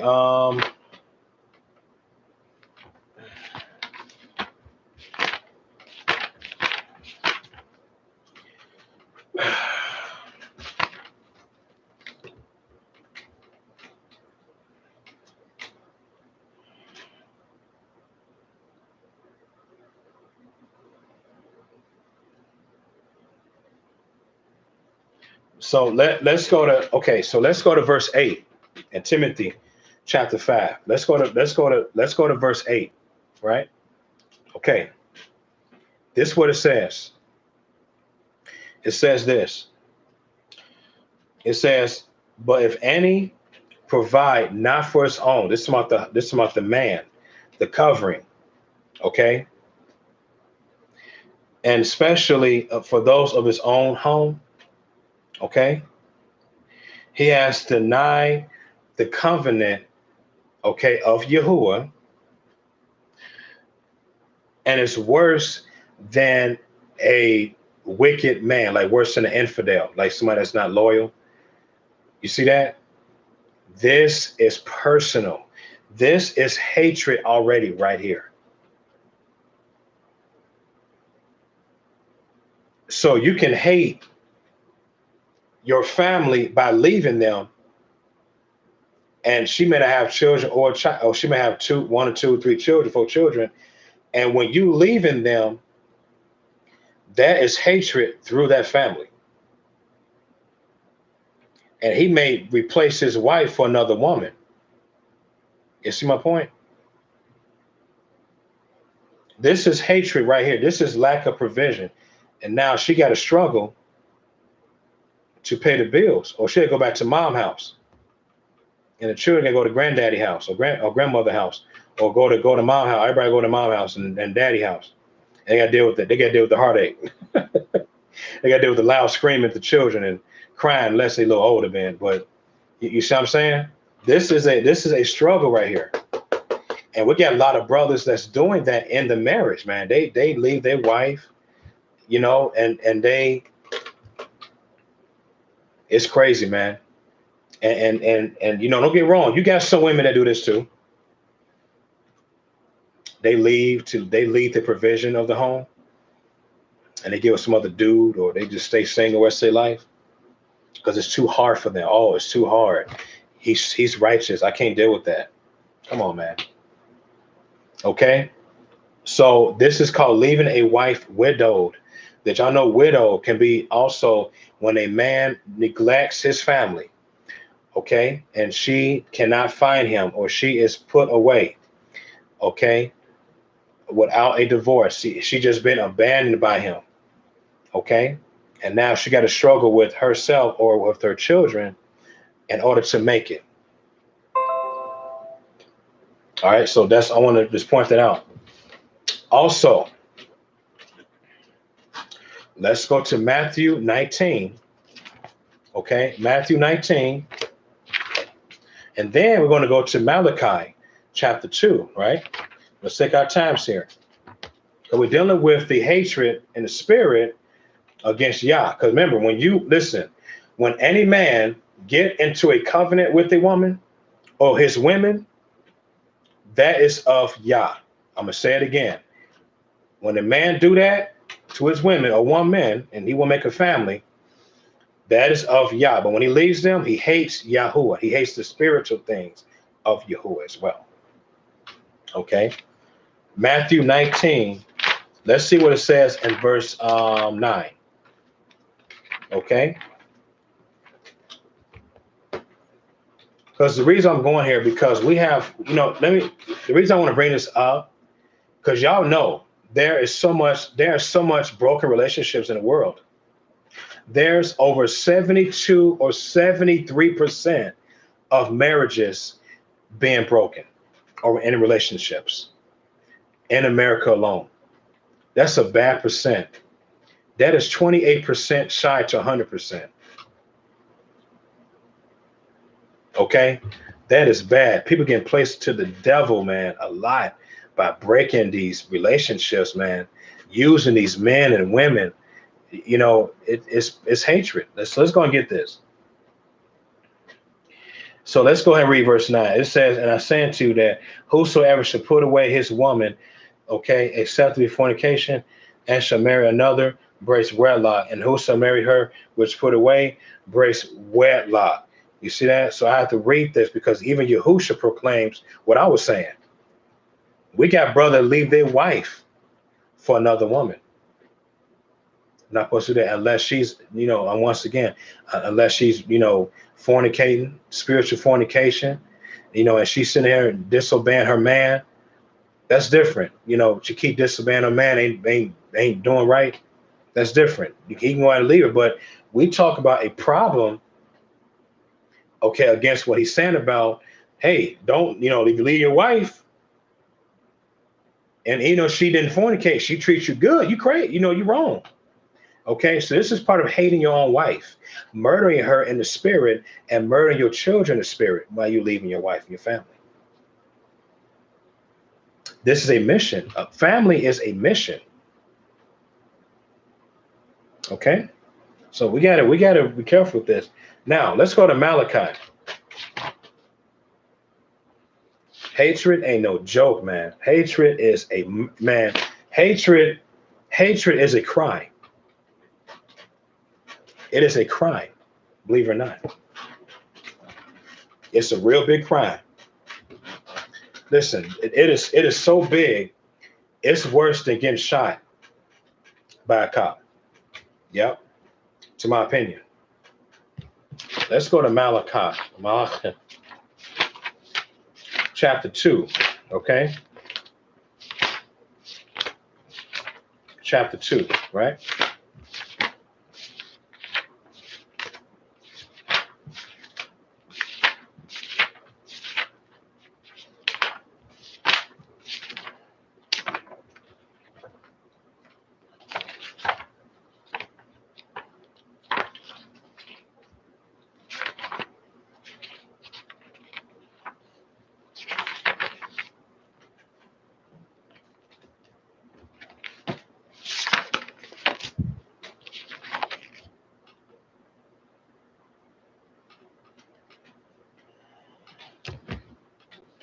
Page 39.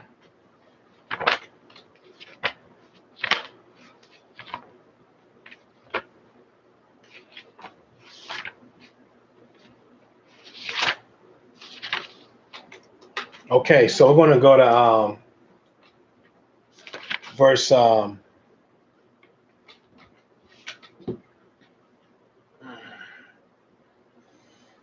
verse 15 and verse 16 in Malachi chapter 2. It says this, "And did not he make one? Yet had he the remnant of the spirit, and wherefore one, that he might seek a seed of Elua. Therefore take care, or heed to your spirit, and let on deal treacherously against the woman of his youth." Okay, so treacherously has something to do with agenda. It has something to lie about, to guile someone, to mislead someone. Okay, treacherously, manipulation. Okay, that's what they're saying. And that part, okay, in verse 15, which says, let none deal treacherously against a woman of his youth. Okay, especially virgin women. We got to take care of our women. Most men are doing that. Okay, they hate on these women. Okay, And then it says in verse 16, it says, for Yahuwah, the mighty one of Yashrael, says that he hates putting away. What does that mean? Putting away means getting rid of someone without a closure. You just leaving, and there's no closure. It's just you just leaving and blocking a person's phone number, and blocking them from all ways of communication. So that is the putting away. He hates the putting away. Okay, he don't like that, because Yahuwah is the savior of he loves family. He's into family. Okay, so says that he hates putting away, for one covers vine with his garment, say Yahuwah. Therefore, take heed of your spirit that you dealt not treacherously. Notice he says, for he covers violence with his garment. Garment is based on your living, your life, your living. Okay. When it says cover violence, that means live like you're doing okay, but you're not doing okay. You hiding your sins. Have you noticed people that do that? You notice people that they leave you and act like everything okay? They didn't want to put Yahuwah in the mix. Oh, no, girl, it's cool. He just left me, and but she may lie about it. Where she left him, and the girl like, oh, okay, cool. Things happen. Gotta move on. Then she want to say, yeah, Yahuwah's, he's favoring my life. I just got a new house, and I'm good. I got a man coming up my life. Somebody better for me. Take care of me. You see my point? That is treacherous. That is covering violence. Look, the man may have 4 children. She may carry 4 of his seeds, and she still leave, or he leaves her. Even the men will make it better. The man be like, oh, man, it was from different stroke from different folks, bro. You know what I'm saying? She left me, man, ain't go well. But then he left her, and he lied. Or he may say, well, I left her, man, and because she just forgot to cook for me last night, man. I couldn't deal with it. I was so irritated, man, and I had to do me. You got brothers I always say that do me shit. I do me. That's rebellious. That is a rebellious language. Okay, so that is dealing treacherously with the wife. Okay, you can do both. They do it both ways, whether you're male being abandoned or woman being abandoned. Okay, that's why Yahuwah hates the putting away. Because when you see hatred is in marriage is number one, listen to me carefully. You cause your children to sin. Did you know that? This is why we have a lot of children, older children. Okay. They always say, my dad wasn't around. Have you noticed that? My dad wasn't around. They love saying that because the family is missing the leader. Either 3 things: the dad is not around. Either he's in prison, he got murdered, or he just got rebellious. He was an asshole. He just wanted to go and see another woman. Or let me put a 4th one. He was abusive.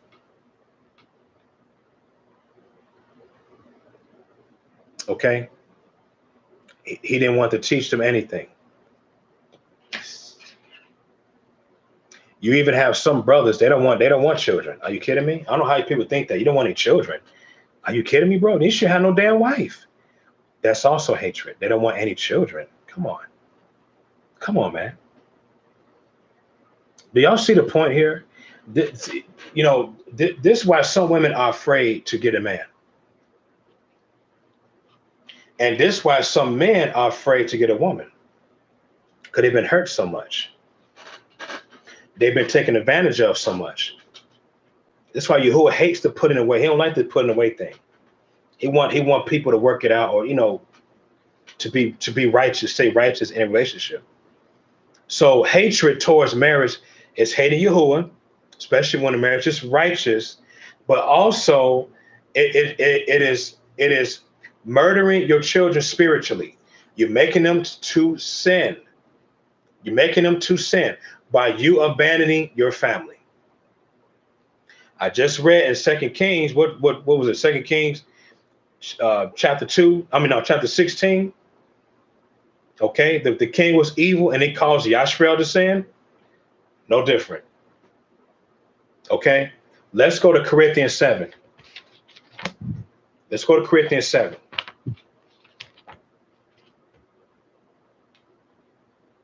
First Corinthians chapter 7. We got to get back to the program, man. We got to get back. We got to get back to reality of doing things right and stop hating on folk, man. We got to start loving each other again. It is what it is. First Corinthians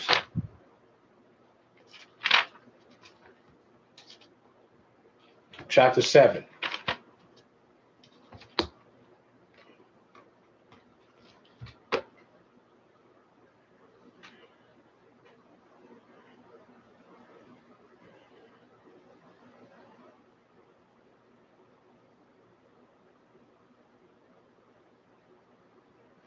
Now, I'm going to go to verse 1.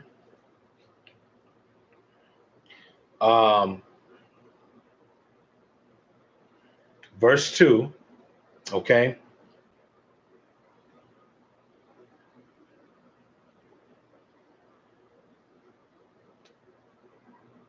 Verse 4. Verse 5. Okay. So I'm going to go to those verses. Now, it says in verse 1, now concerning the things whereof you wrote unto me, it is good for a man not to touch a woman, or to not fornicate to a woman. Okay? It's not good. But the problem with this, we got brothers, we got some men, no matter what race, what culture, we got men. What do?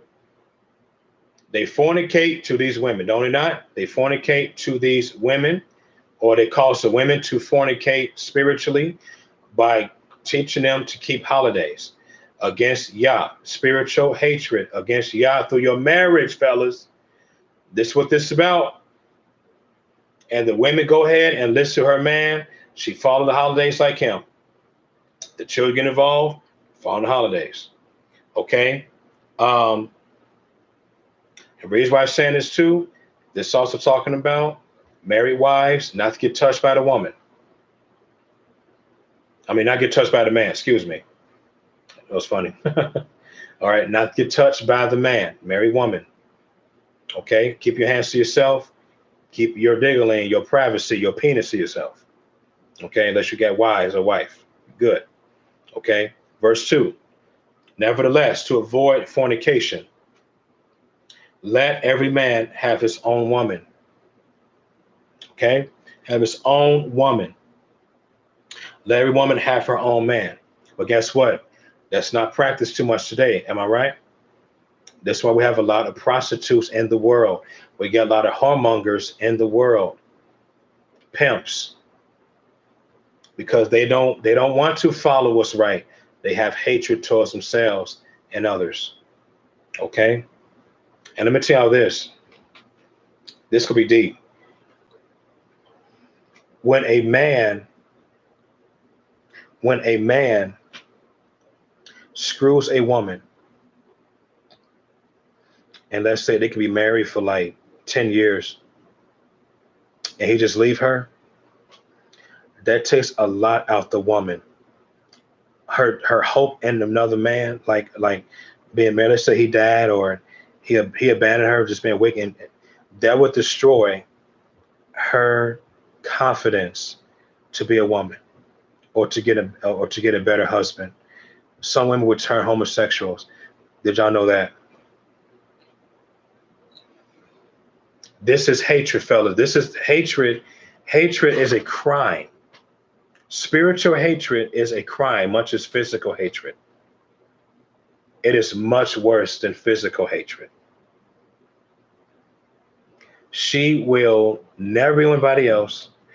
She might have sex with her animal, or with another, or do sexual pleasures to a woman, because hatred is a spirit. It is a spirit of death. Did y'all know that? It is a spirit of death when you hate others, especially in the spirit. What does death come in at? When you hate someone, when you hate someone, you give them death or an encouragement to do something that leads them to death. What does that mean? Constantly drinking. They murder people because they hate about someone else. Suicide. They worship some other god. Now they got spiritual death coming their way. Because by you hating them, and it's on you as well, you punished for spiritually hating Yahuwah, hating other folk. Hating other folk, man. Okay, we got to be real. We got to be watchful. So that's why it says that verse, nevertheless, to avoid fornication, let every man have his own woman. Okay, once again, we're not doing that. Get a lot of people being used, abused. When it comes to this makeup, breakup, relationships goes on a lot. Hatred.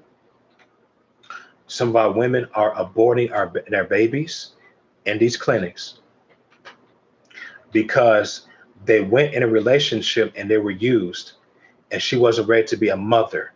This is all part of hatred affecting you to hate yourself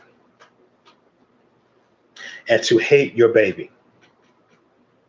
That's why I tell people, be careful who you be with. Just because somebody got a nice ass car, a nice home, a nice apartment, or whatever, it doesn't mean a damn thing. A man or a woman can have a nice place and have hatred filled in their heart. They can have a nice car, a nice body, good health, but at the same time, they got a lot of hatred. So why be with that man or that woman? What's your point? Don't do it. Don't do it. Let's go to verse 3, man. In 1 Corinthians chapter 7. It says, let the man render or share to the woman due benevolence. That's sex. Okay, marital status. Then it says, and likewise also the woman and to the man. But here's the problem with that. Folks ain't doing that. They not doing that. We got women sharing their body to a lot of men, correct? We got brothers sharing their body to other women, married women. Okay, hoes, same perspective. What can I render do to their wife? Okay, or their wives in the family? It's a lot of dysfunction, a lot of hatred. And where does it come from? Once again, TV. These certain shows they watch on TV. It comes from society. It comes from cults. Okay, these baby mama dramas come from all that. Okay, this is why we have some of our children. They get no respect towards humanity and society because these parents don't know where they're located, and that's why we got foster parents. I'm preaching, and the foster parent, you can't trust them all the time. You got some foster parents, they molest the children. I'm not making this up. It's all from hatred towards your family. You're not taking care of your family. You hating Yahuwah. You ain't put Yahuwah in your family, and now your children got to suffer crap in foster homes, fellas. I'm not joking around saying this. Daddy daycare. Look, daycare centers, man. Okay, daycare centers. They almost just like the same way. You think you can trust daycare centers to take care of your children? And these daycare centers, they show these children almost any damn thing now. They can't even take care. They can't even change their diaper. Huh? This is all from hating your own. They don't want to. These brothers, these men ain't loving their family. They're not there for them. You got women. They almost some women the same way. They single mothers and they take their children to the damn daycare center. Okay. So there's a lack of sexual order at home. There's a lack of that. Okay, we got to get back. We got to get back to living right again, man.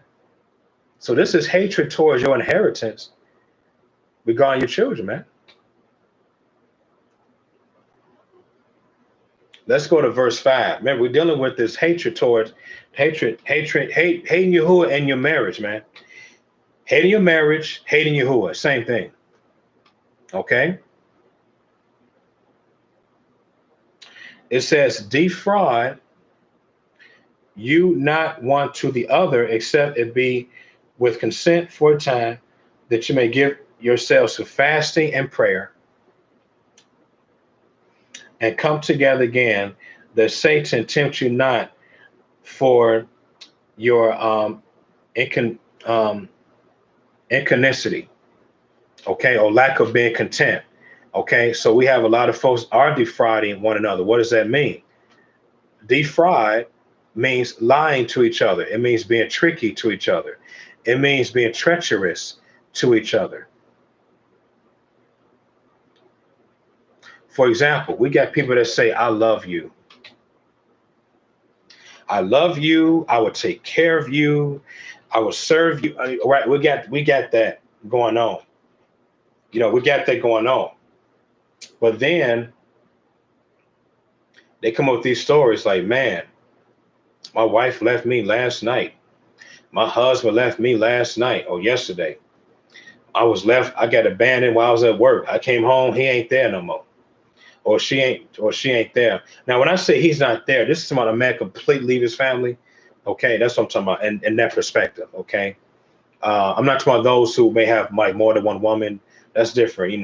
See another woman, that's different. Ain't talking about that. But I'm talking about those who monogamous only. Okay. He ain't there no more. He got his own place somewhere else. Or he live with mom and dad because he don't like his wife. Okay. You got folks don't like you, they don't love each other for no reason, man. This is, man, live in a zombie world. Okay. That's called defrauding one another. But all this time you say, I love you, but damn, you gone, or you trying to poison my food. That's defrauding. When you poison somebody's food, listen, man, y'all got people that do that. You got people that they will poison your damn food. Okay? For real. For real. They'll put period blood in your damn soup. You thought that damn red stuff was some damn spicy salt, but that was period blood you was eating, and now you damn near died. For real. You got people that will put roach spray in your damn little bit of tiny spray in your burger. And you bite that and you thinking that, oh, it's just normal, it's a little strong taste. You just swallow that damn thing. Now you getting some weird side effects. You dying from that. I'm telling y'all, this is no made up, man. This is hatred right here. All because of certain things you may not agree with, and then you take it too personal. That's called defrauding one another. And the devil is praised for that. He loves coming after families, fellas. He don't love family. He got his own family. It's called satanic marriages.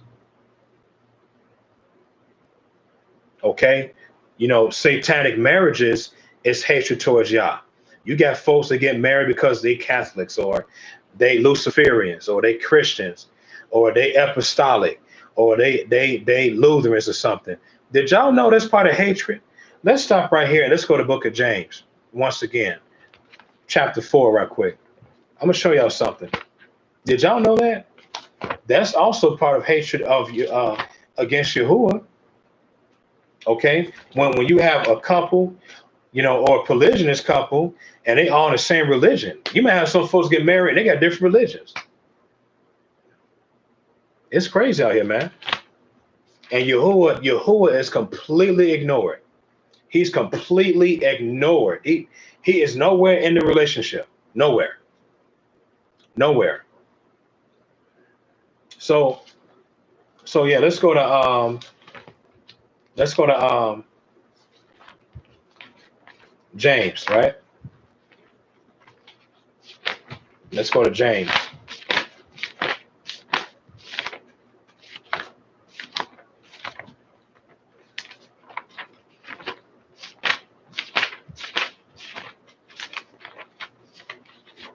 James 4:4.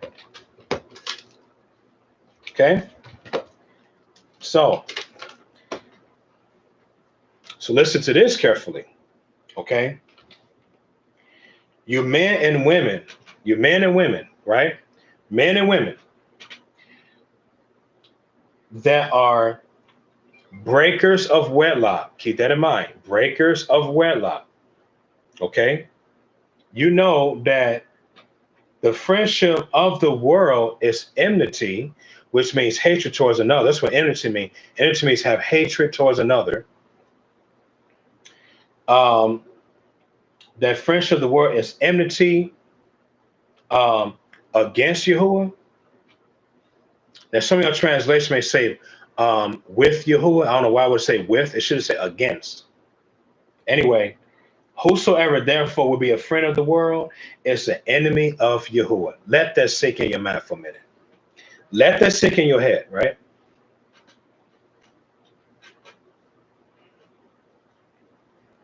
It's hatred. Think about it. It is complete hatred. You don't love Yah and that lifestyle of you want to live of the world, break up with your marriage, for whatever dumb reason. That is an enmity against Yahuwah, man. That is hatred against Yah. Remember I said earlier, your behavior, if it's wicked, you hate Yah. If it's good, if it's good, you love Yah. Okay? You're keeping his commandments, you're keeping the feast days. You love Yah. That's perfect. That's beautiful. But this one, hatred today. This is hatred right here. This is the lust of the eyes. This is the pride of life. This is being like other people. Being like the wicked crowd. Oh, we're gonna deal with the family too today. We'll deal with the family hating, family hating in-law. We're gonna deal with that too. Cause I know some of y'all may be into Yahuwah, y'all may be new in truth. Don't worry, I'm gonna help y'all out. Cause we got a lot of hatred with in-laws as well. We got that going on. We got a lot of folks hating on you because you into Yahuwah. Or we got folks hating on you because you got a husband that loves a father or a wife that loves a father. Okay, we're gonna deal with this. We're gonna deal with that. We're gonna deal with other issues behind that. Let's go to Hebrews 13, right? Hebrews 13.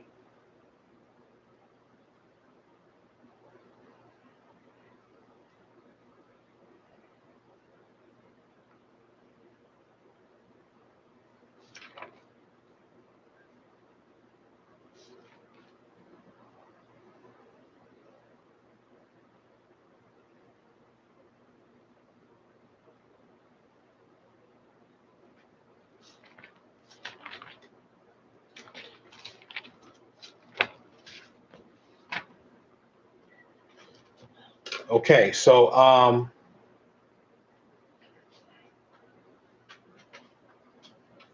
let's go to verse 4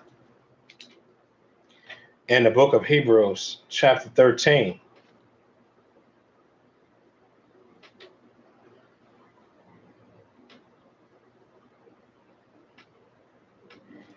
Okay, so this is what it says. It says marriage is, or a covenant is honorable in all, right?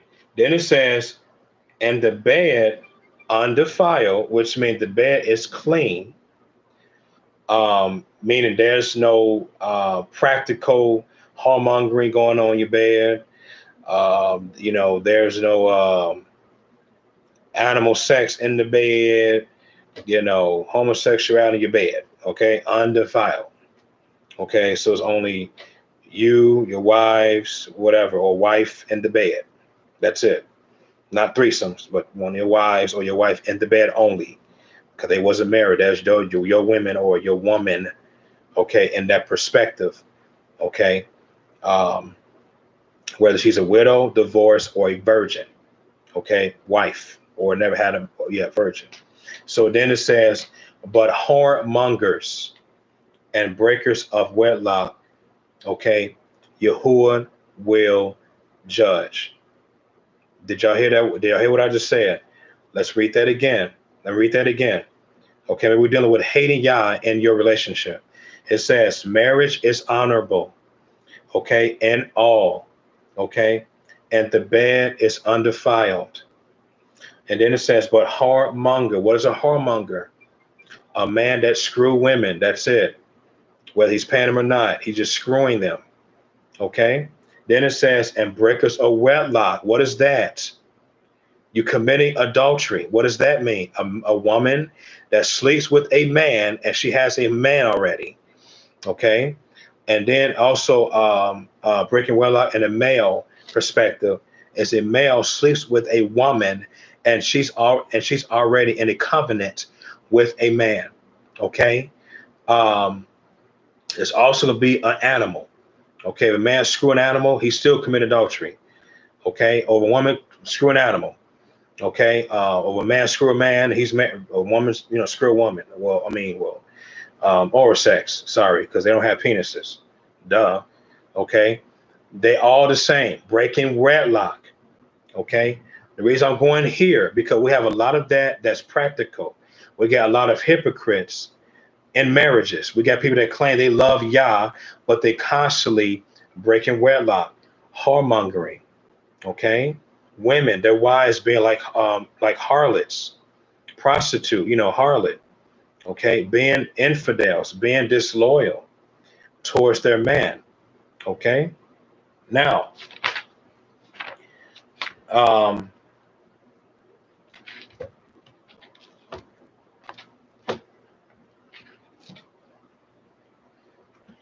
let's go to 1 Samuel 25.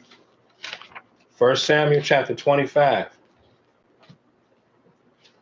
Shamuel Aleph, chapter 25. Shamuel Aleph, 25 of 1 Samuel. So let's go here. Like this is another example of hating your family. Because remember, when you hate Yah, your life becomes short. Okay, you die untimely. It's unexpected death, unexpected, no timely death. It just happened. Okay, because of what you sowing and you're reaping the curses of how you mistreat people in life. Okay, so let's go and get this. Verse 36 and from chapter 25, it says, and Abigail came to Nabal, and behold, he held a feast in his house. Now, if y'all read prior to this, they would explain to you what Nabal really is. He was such an idiot. That brother was wicked. Okay, but Abigail hung in there. She was still, hey, you know what? That's her business. She still loved her man. Okay, but Yahuwah dealt with him. Let's go read this. Like the feast of a king, and Nabal's heart was merry, or very happy, joyful with him, for he was very drunk. So this a brother like to drink a lot. All right, so keep that in mind, right? Wherefore she told him nothing less or more until the morning light. But it came to pass in the morning, when the window was gone out of Nabal, when the wine, a very strong drink, was gone out of Nabal, and his woman had told him these things, that his heart died within him, and he became as a stone, man. This brother just died, just like that. The wife was trying to, commune with him and stuff. That brother was dead. Bam. Let's keep going, right? And it came to pass about 10 days after that Yah smote Nabal, that he died. Okay. So I think by him being like a stone, 10 days later he died. Maybe he was stiff. He didn't towards move or something. He was paralyzed, whatever, what I'm saying, from the waist down. I don't know. But Yahuwah was dealing with his foolishness, man. Why would he dealing with Nabal? Why he didn't deal with Abigail? Because Abigail in the story was a righteous woman, fellas. Okay, this is no joke, fellas. Okay, Nabal got punished by Yahuwah. Okay, death came on the brother. Okay, remember, when you hate people, Yahuwah's going to deal with you in your health or an accident. Listen, I'm not saying that Yahuwah is evil. Okay, he's not. He didn't. Listen. He's the same as yesterday, today, and forever. But Yahuwah has judgments. Okay, from hating people. Okay, remember, hate have different. Um, it has different ways. You can hate people in different ways, man. Okay, slandering their name, their reputation, make it last to them, trying to murder them, lie to them, manipulating them, leaving them, just do all types of damn things to the person or people. That's why Yahuwah is going to destroy America, man. I can't wait to do that. Because there's a lot of hatred behind the scenes. Y'all know what I'm talking about. A lot of hatred behind the scene with these presidents, these goddamn national anthems. And I said things, I don't believe no damn flag. I don't bow down to a flag. Okay, you got so much going on. That's what Yahuwah's going to deal with America, man. There's a lot of hatred in America. All right, that's why you got people acting like damn fools because of what America is doing. They remember what are they doing? Well, they create religion. They got brother making church out of made of human hands. Okay, the government is getting their paychecks. Okay, look at the Jewish people, the elite, the Illuminati. Okay, they paying celebrities from doing some nasty things, doing some demonic things, and it's affecting the masses. Okay, look up Council of Foreign Relations book. Look up Council of Foreign Relations book. It is about controlling the masses and getting them mind control to live like the devil, fellas. This all by the elite, the Illuminati, the Jewish leaders, man.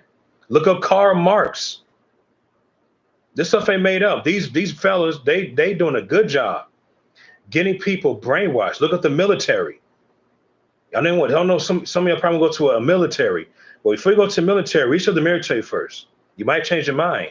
This is all part of an agenda, a diabolical agenda. And this is why marriages can't last a long time. Because you got even brothers, they go to the military, the husband go to the military. Damn, for 15, 10 to 20 years, he come back, he's just an asshole. Have y'all noticed that? Man, you think these people cool going to military? And they would shoot you up with some damn vaccination? They make you just go crazy, just lose your mind? And these women are afraid to see their husbands? Because they changed? I mean, listen, they changed. These militant brothers, you guys, even women, they go to the military. They got a lot of hatred against themselves. They see things. They send dead, nasty bodies on the ground and grass. Now those who go to be a preacher, a prayer, whatever, or being a parachute, whatever you call it, or being a technician. I don't know what they do. I don't know, but I'm just about those who use the guns and all that. They shoot them up with some vaccination and make them change to a negative energy. Okay, so, but anyway, with this story, yeah, Yahuwah dealt with this brother because he hate the ways of Yah. Okay, he hate Yah. He don't love Yah. Okay, let me tell you this: when you have hatred in your heart, when you hate your family, evil is like the boogeyman. Let's prove that. Did y'all know evil can chase you to be murdered? Did y'all know that? It's part of the devil. Remember I said earlier in Ephesians, don't give place to the devil, because when you give place to the devil, he's going to murder you untimely. The devil is going to use something, okay, out of Yahuwah's perspective. Remember, the devil is under Yahuwah. Yahuwah controls the devil sometimes. Did y'all know that? Now y'all may be like, oh shit. Yep. Yahuwah, listen, Yahuwah can allow the devil to come in your life to mess you up. When you have hatred in your heart, man.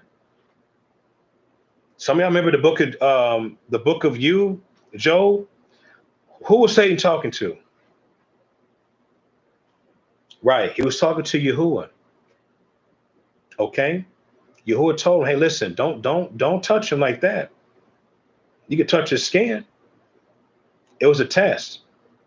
So who's to say that Yahuwah cannot allow the enemy to come in your life to do something to you when you keep doing wrong? Huh? The devil can call, listen, devil can cause you to take, listen, the devil can make your car be taken. He can lose your apartment. He can cause anything you like when you keep disobeying Yahuwah. It comes to you in the future or in the soon future. It all depends what sin you keep doing. Okay? Because hatred is sin. The only thing you can hate is sin. You can hate evil. That's perfect, hate evil, but we're talking hatred against good. Okay, that's the subject today. Okay, what is hatred? Hatred is good things, good behavior, and all that. Okay, so um, let's go to let's go to some book. Proverbs. Let's go to Proverbs again. Hope y'all ain't getting tired. Well, y'all shouldn't be getting tired. So y'all like, okay, y'all probably like, okay, he's doing okay. Let's give y'all the credit, man. Y'all gets all the credit. I get no credit. You know what I'm saying? Yahuwah gets all the credit. He gets all the credit, man. All the credit. All the credit. So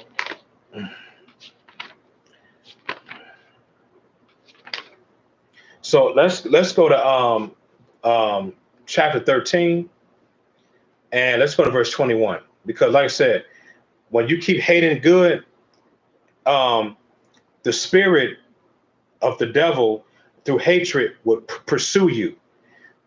You know, like the boogeyman or Jason or Freddy Krueger. Did y'all know that? I'm telling you, man, this is no joke. Let's prove that. It says evil pursues sinners. Let's read it again. Let's read it again.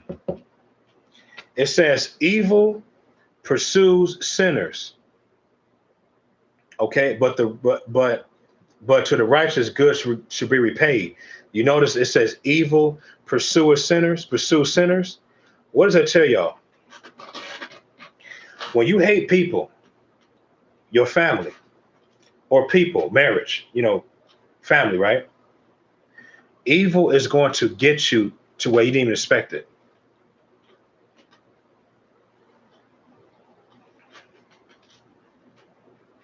Let me give you another testimony. Listen to me, man.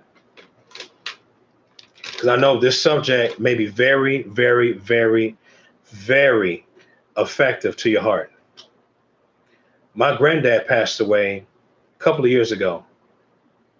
Before that happened, my granddad was married to my grandmother. My granddad was fooling around with a lot of women. He drank a lot. My granddad, he didn't know. He didn't understand. My granddad kept dodging me every time trying to bring the word of Yah. He hated. It's kind of the same with my grandmother. And he passed away with colon cancer. Didn't even expect it. The man was taking, listen to me, the man was taking vegetable smoothies. Okay, that's great because I heard that vegetable smoothies can heal your stomach really, really well. Okay. For some of y'all, so some people may not have colon cancer, get them to take vegetable smoothies, okay? And eat a lot of fish and baked chicken. Okay, don't eat no pasta for a while, okay?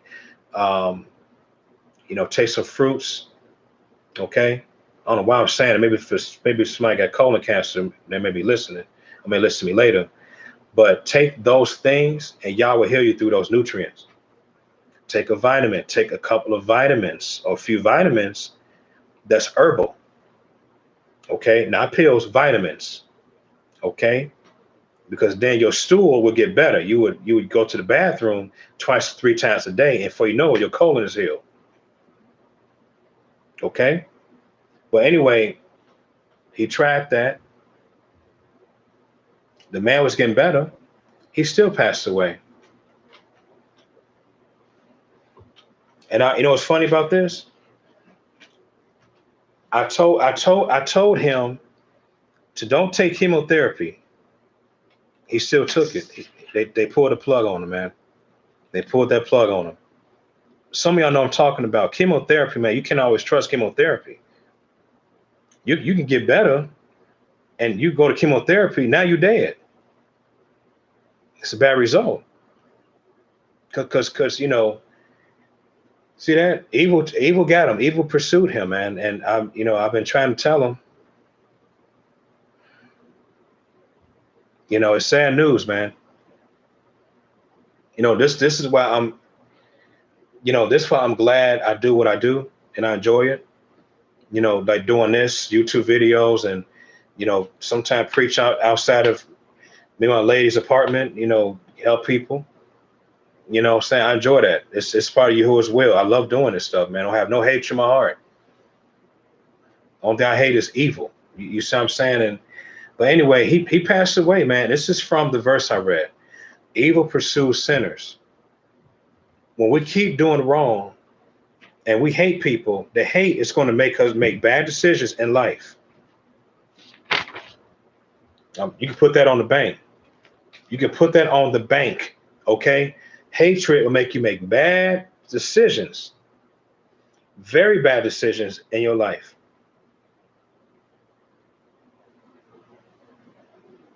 No joke. Very bad decisions that you might regret. Let's go to Proverbs 10:27. Proverbs chapter 10, verse 27. Mashlah, or Proverbs 10, verse 27.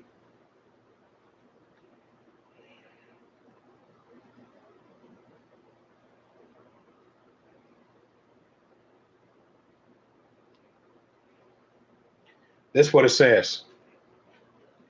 The fear of Yah prolonged days, right? But the years of the wicked shall be shortened. Okay, that's another example. And then if we go to Proverbs chapter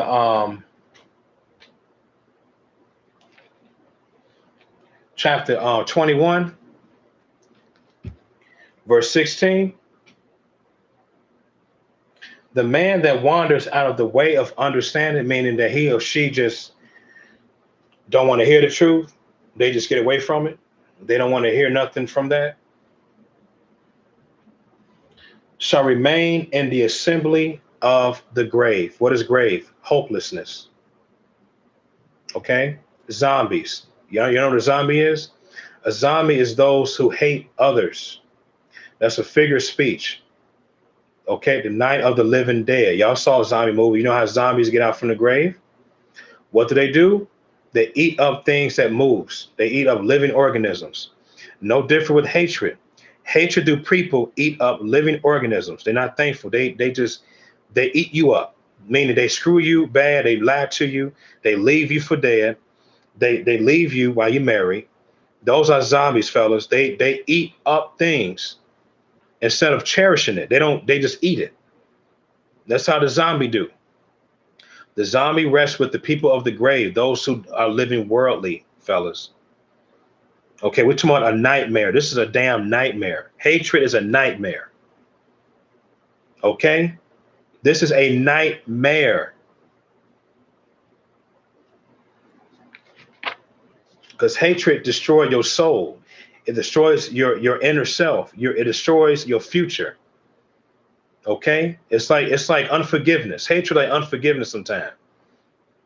Okay, I'm gonna speak too much on that because one day I'm gonna talk about unforgiveness one day and what is forgiveness. Okay, but yeah, I did learn that when you hate folks, you haven't forgiven them yet, or you're holding grudges because something you have that you see it but you don't have it, so you hate the person. Okay, some people hate you because they don't understand you. They don't ask you questions. You know what I'm saying? Yeah, man, this is real talk, man. This is raw vegetables, man. You know what I'm saying? We got to, this is what hatred is. It's a monster. Let's go to the book of Job.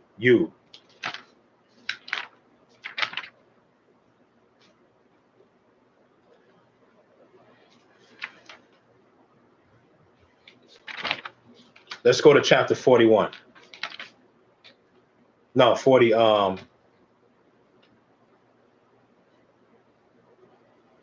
42. I know I'm kind of off subject a little bit with marriage, but forgive me, I just can't help to read this. Okay? Because this kind of cover up the physical hatred too. All right. Like the vision. All right, so let's go to verse 7 and you chapter 42, and let's see what it says. And it came to pass, and it came to pass. No, excuse me, and it was so that after Yahuwah had spoken these words unto you or Job, Yahuwah said unto Laphat the Timnah, my wrath is hot against you and against your two friends. Okay. Well, so-called friends. I'm gonna say so-called. Okay. For you have not spoken of me the thing that which is right. You see that? That's hatred. Okay. As my servant Job has. Therefore, take unto you now 7 bullocks and 7 rams, and go to my servant Job and offer of yourselves a burnt offering, and my servant Job shall pray for you. For him what I accept, lest I deal with you after your folly. See, deal with you after your folly. Okay. And that you have spoken of me the thing which is right, like my servant Job. Okay. So Eliphaz the Temanite and Bildad the Shuhite and Tuphar the Nemathite went and did according to the command of you as accepted you. Yahuwah turned the captivity of you when he prayed for his friends. Also, Yahuwah gave you twice as much he had before. Okay. See that? See the point of this? Okay. You was okay, but his friends were they had to deal with their hatred towards you, their friend. Okay, because they were sowing and they reaped the curses of how they mistreated you, and Yahuwah was dealing with them. Okay, so they made bad decisions. They made bad decisions because of the hatred, the spirit of error, fellas, the spirit of error. Okay, we're almost done with the marriage part, and then we're going to deal with the family. We're going to deal with the in-laws. Okay, and then we're going to deal with the physical hatred. Okay, physical. Okay, I might go like maybe a couple more verses of the marriage part. Hating your family, hating your wife, husband, in that perspective. Okay, because remember, when you hate someone, you can also hate somebody by not teaching the word. You know the word, you ain't teaching them. Your family, you just leave. Remember, like I said, you leaving them. That's hatred, man. You may leave. You know. All right. So don't. I just want you to keep that in mind. Okay. Because you know what? Let me look up the word hatred. Let me see what hatred else could hatred mean. Okay.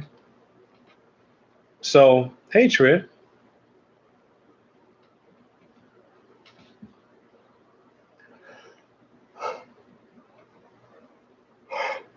Excuse me.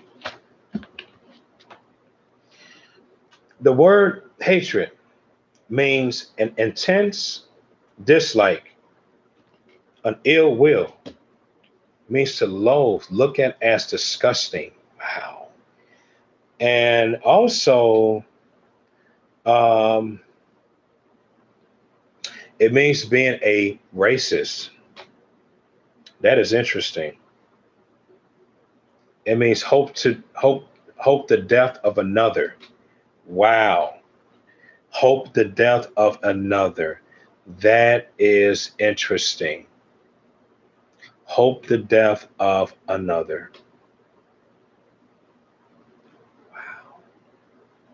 Oh boy. Oh boy. Extreme disgust. Okay. Unbelievable. It's like Discord.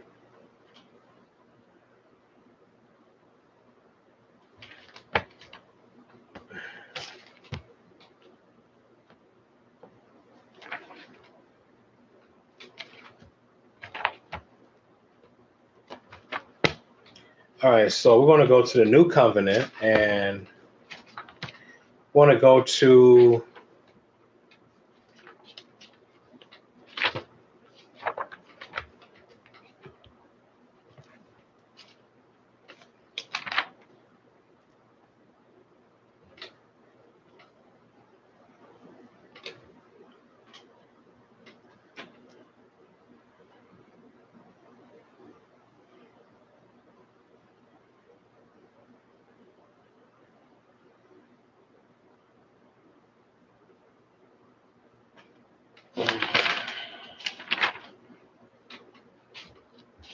all right, give me a sec.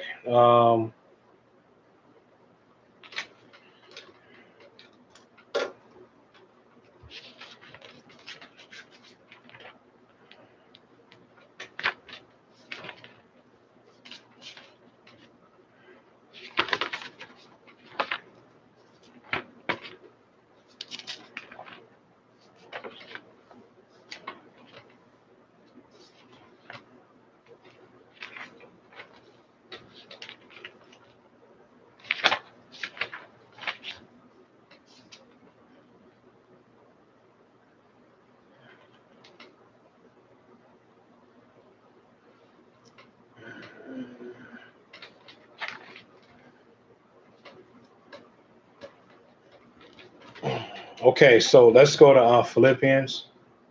Let's go to Philippians chapter 3. Yes, let's go to Philippians chapter 3 and let's go to verse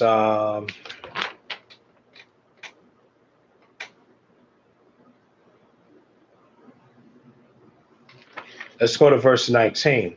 Okay, let's go to verse 19. So this is based on marriage or on not being married, either way, as a person. On this verse, it says, "Whose end is destruction."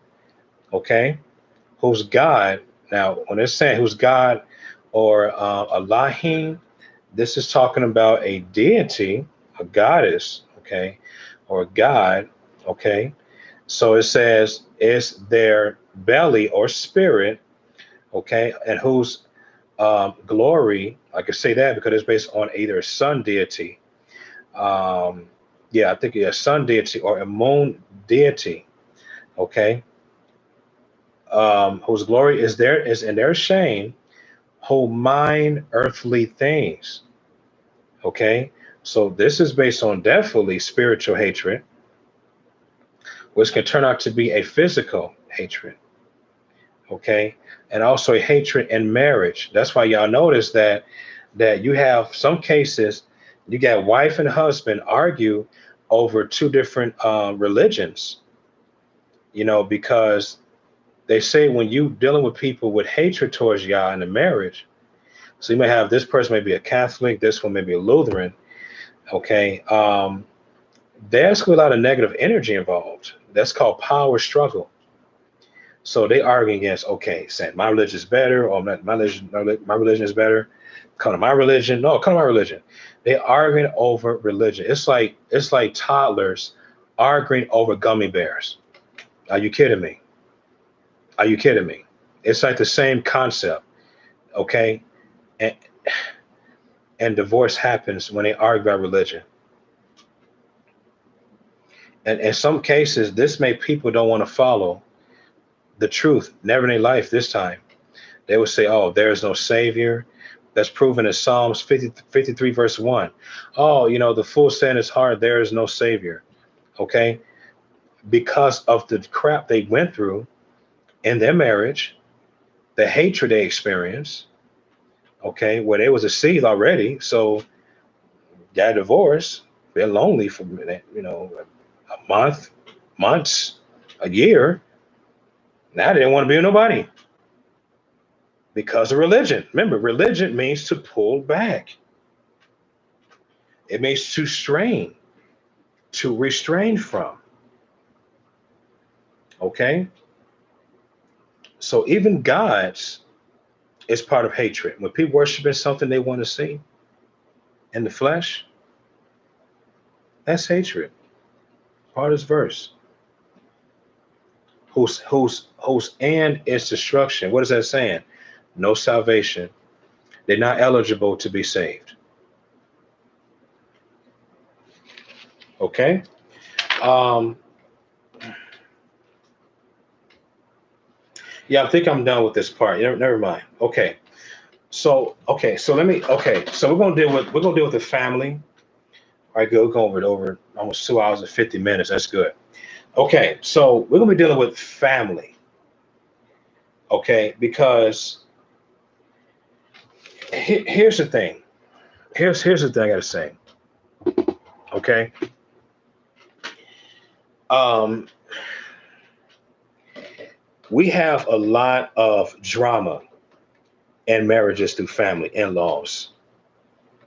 We get I mean, maybe to say billions of in-laws against in-laws, or in-law brother versus the husband, in-law sister, whatever, because of religion versus truth, politics versus no politics, and um, how much money you got versus the money you may not have. It's so much because they didn't agree on what you agreed on, so they try to get the wife to leave, to dictate of why she to leave, saying that, hey, this is, I know her, I don't know you. You got in-laws don't even want to contact their daughter, cousin, whatever's husband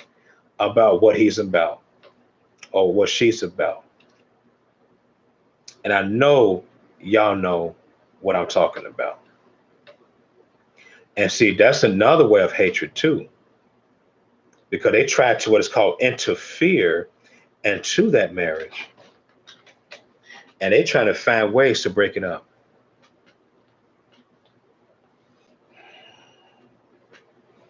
Let that sink in your head.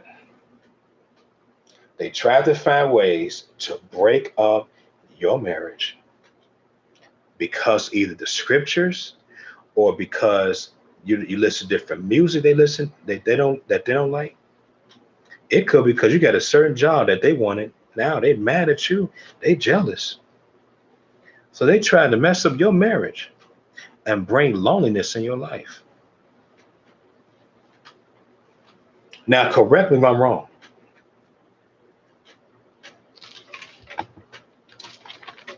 Correct me if I'm wrong, right? And this is still spiritual hatred, by the way, through family. Because you got some people, don't get me wrong, you got some people they do give up the marriage for their family. Did you hear what I just said? Let me say it again. You got some people, they will leave their marriage for their family. It could be one person. One. They can leave them because they hate the man or the woman. He goes, listen, honey, I gotta divorce you because my mother says, that she think you wrong. Are you kidding me? Oh, honey, I gotta leave you because my brother hate you. Are you kidding me? So you got some people, they will leave their marriage for their own goddamn family. Let's go to scripture to prove this nonsense. Because you think Yahuwah is okay with that? Remember, we got on Malachi chapter 2 about he hates the putting away. What does that mean? Abandoning your family. He hates the putting away, knowing that we need support in this damn year. Deal with the coronavirus, this so-called coronavirus. People don't work. People losing their jobs, and people want to sit here and leave their marriage for their goddamn family, and they need your support as a wife or a husband.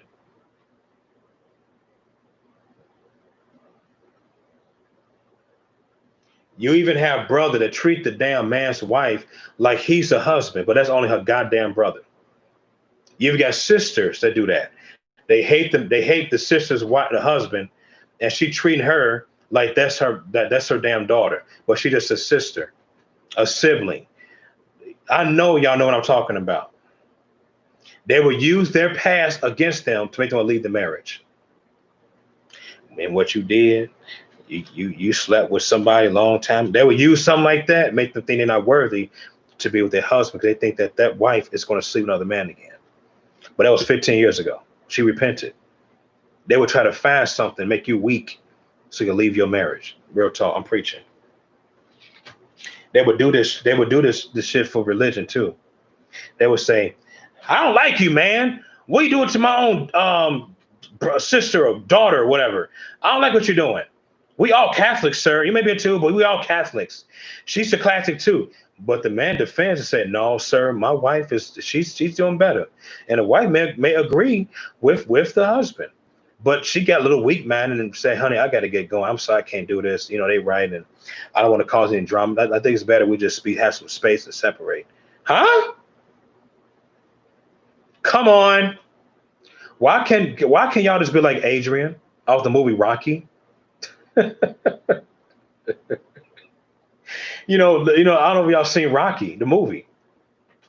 Despite Rocky wasn't into Yahuwah, but my point of bringing it up is Adrian, when she got into it with her brother, what part was that? I think that was part two.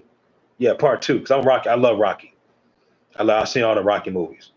Okay, but not part six, Rocky Balboa. But Adrian, listen. Adrian asked him, "You want a roommate?" and she left that damn house and went over there to Rocky's house apartment and got a house. Okay, we got to be like Adrian as wise fellas. We gotta be like that Adrian woman. Adrian didn't put him no shit. Okay, Adrian's like, look, I'm gonna keep my man. And Rocky's brother-in-law didn't like him, but she left. Shit, she came with her man. He had a place to live. Okay, let's go ahead and go deal with this, man.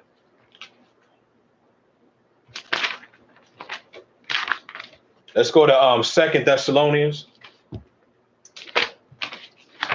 2 Thessalonians, man. Let's go there. All right.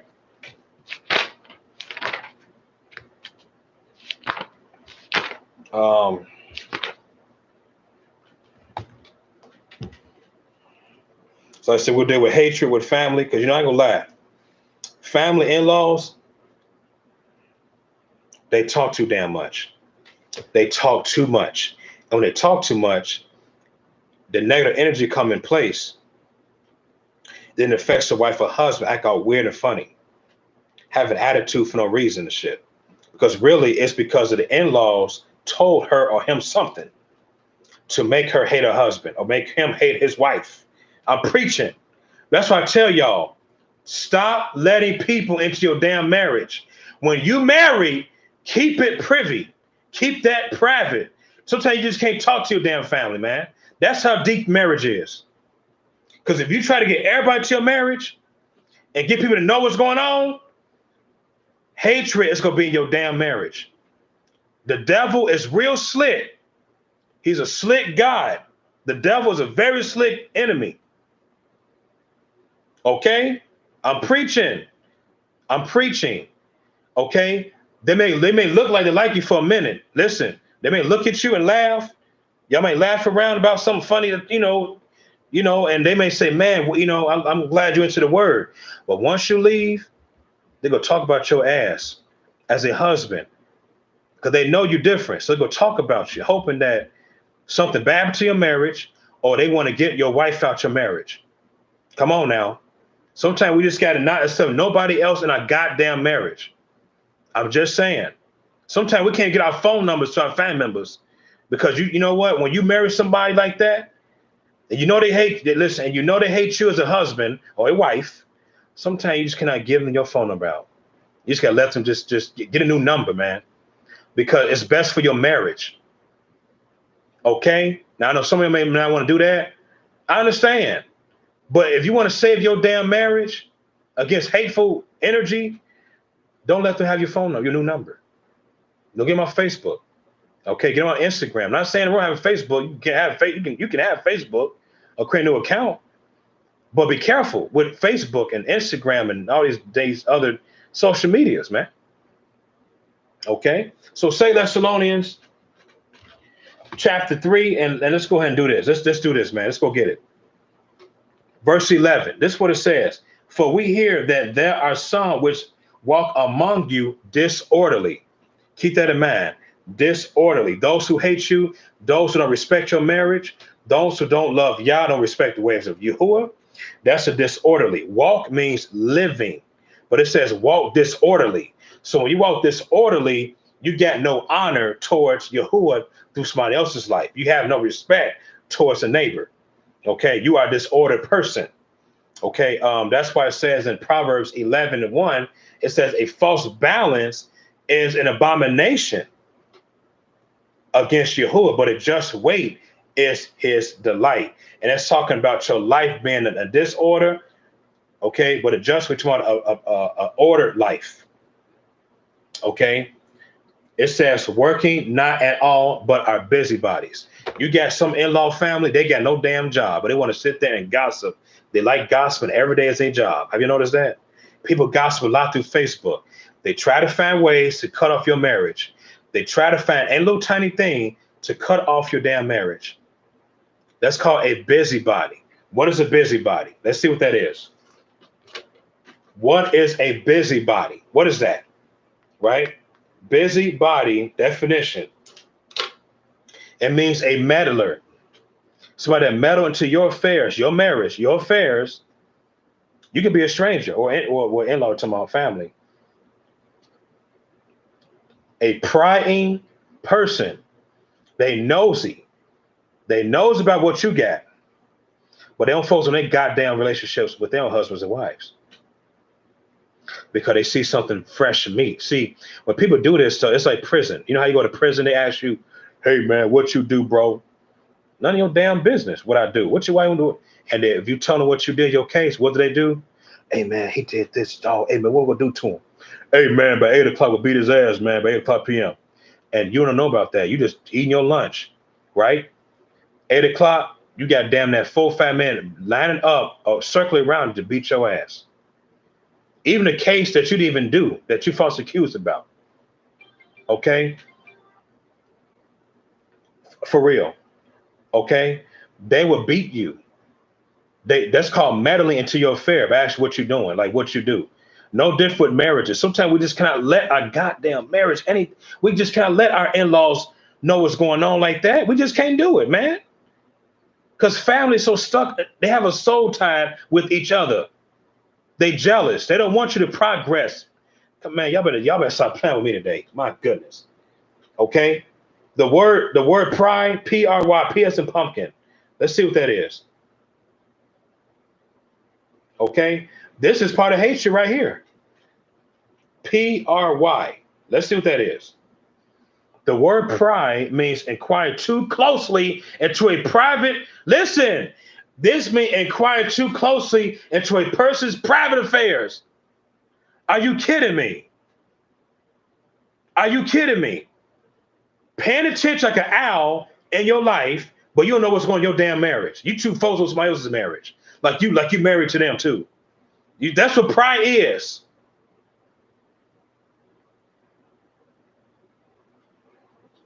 And then the word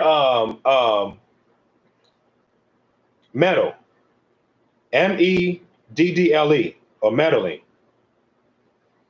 This is the same through pride. It means interfere or busy oneself unduly with something that is not your concern.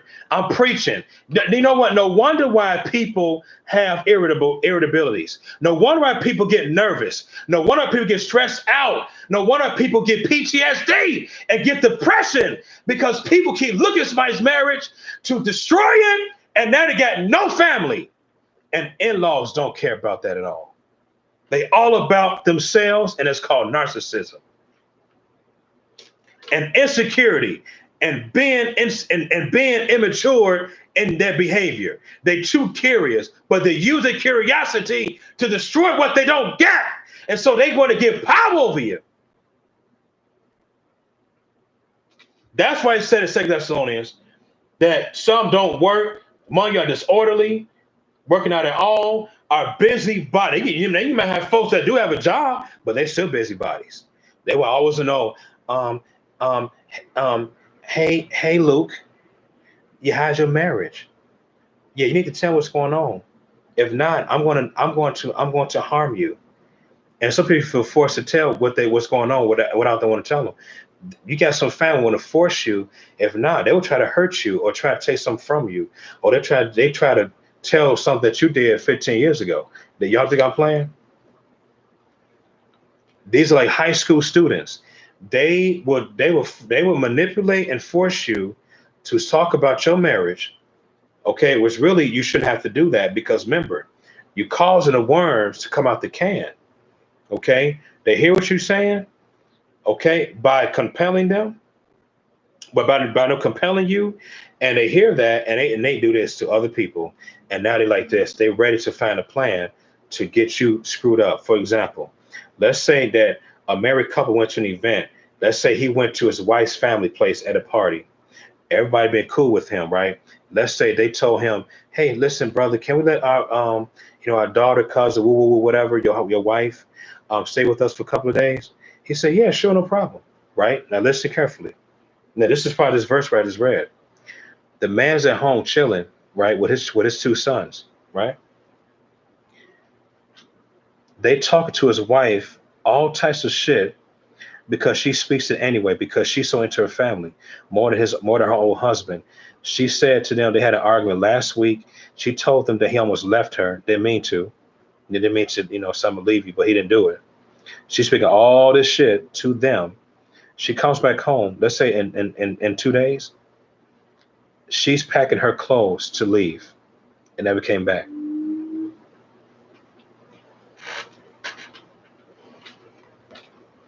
This is all from the verse I just read. They want to get into your business, to take things from what you have, what Yahuwah giving you. And what's funny about this? You got many, many, many righteous brothers being abandoned by women they shouldn't be abandoned from. Even listen, you got men that do the exact same thing. Let's not get it twisted. Because I call it mama's boy marriages, meaning, the man is more focused on his family than his wife. He's married. He can be polygynous. He's focused on more of his mom, his daddy, his cousins and shit, more than his own primary family. The dude got like 10 children, 5, 10 children, four, you got men will leave their own family for their parents, their own parents, their family, because they got sucked by the busybody meddling into the affair.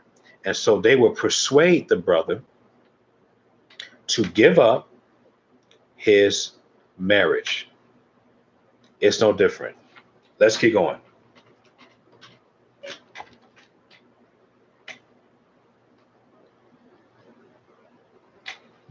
Let's go to verse 14 in 2 Thessalonians chapter 3.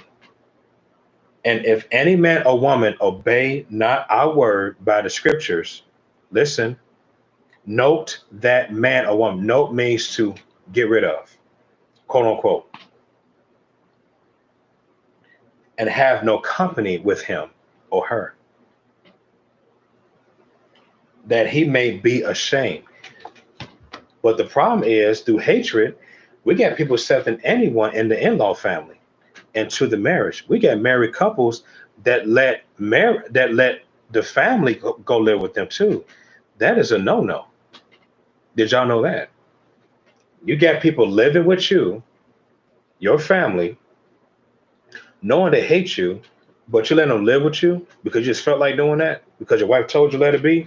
Now let's give it like few weeks later, you got to a big argument against your wife's uncle, whatever, and then the wife want to kick you out, and that was your house. This stuff is not made up. This is all from hating one another through family, through dumb decisions, gossiping, being a busybody. This is all practical, man. This is all part of hatred. Hatred through plot and agenda. Okay? Hating Yahuwah and this, knowing that knowing that we're supposed to do things in order. Let's keep going, man. Let's go to Genesis 2:24 real quick.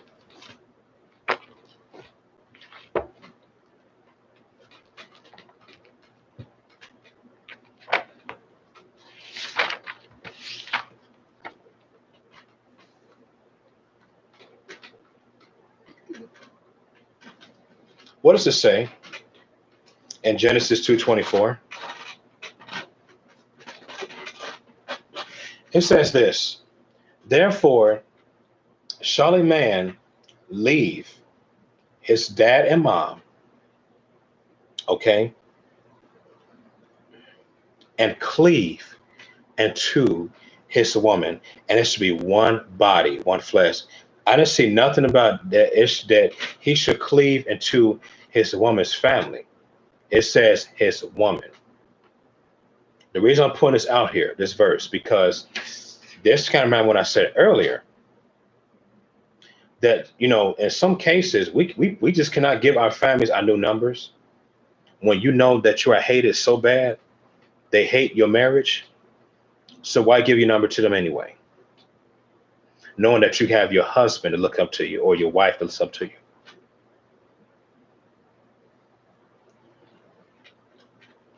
The word cleave means covenant. It means to stick with. It means to connect with the covenant and never breaking it.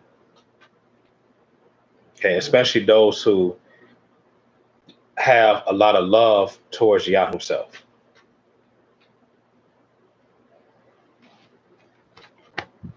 Let's keep going.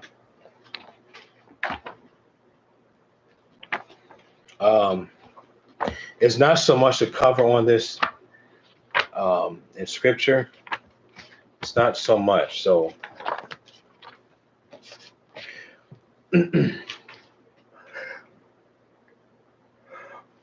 excuse me.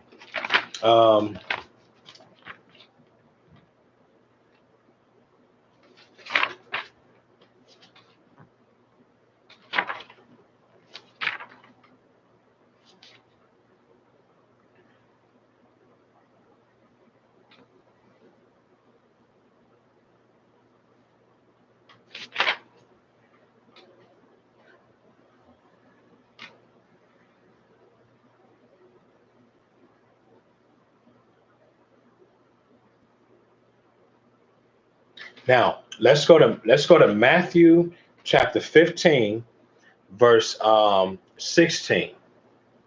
Okay, so this kind of reminds me of how family do. They hate Yahuwah through against your marriage, okay, against your spouse, okay. This is true, man, or against you as a husband. Verse 16 it says, and Yahusha said, are you also yet without understanding? Do not you yet understand that whatsoever enters in at the mouth goes into the belly and is cast out into the draught? Okay, like, you know, like the pipes, the toilet, you know, okay. But those things which proceed out of the mouth come forth from the heart. Keep that in mind. Comes out of the mouth, comes from the heart. Okay, especially what you're thinking about. Okay, your mind, right?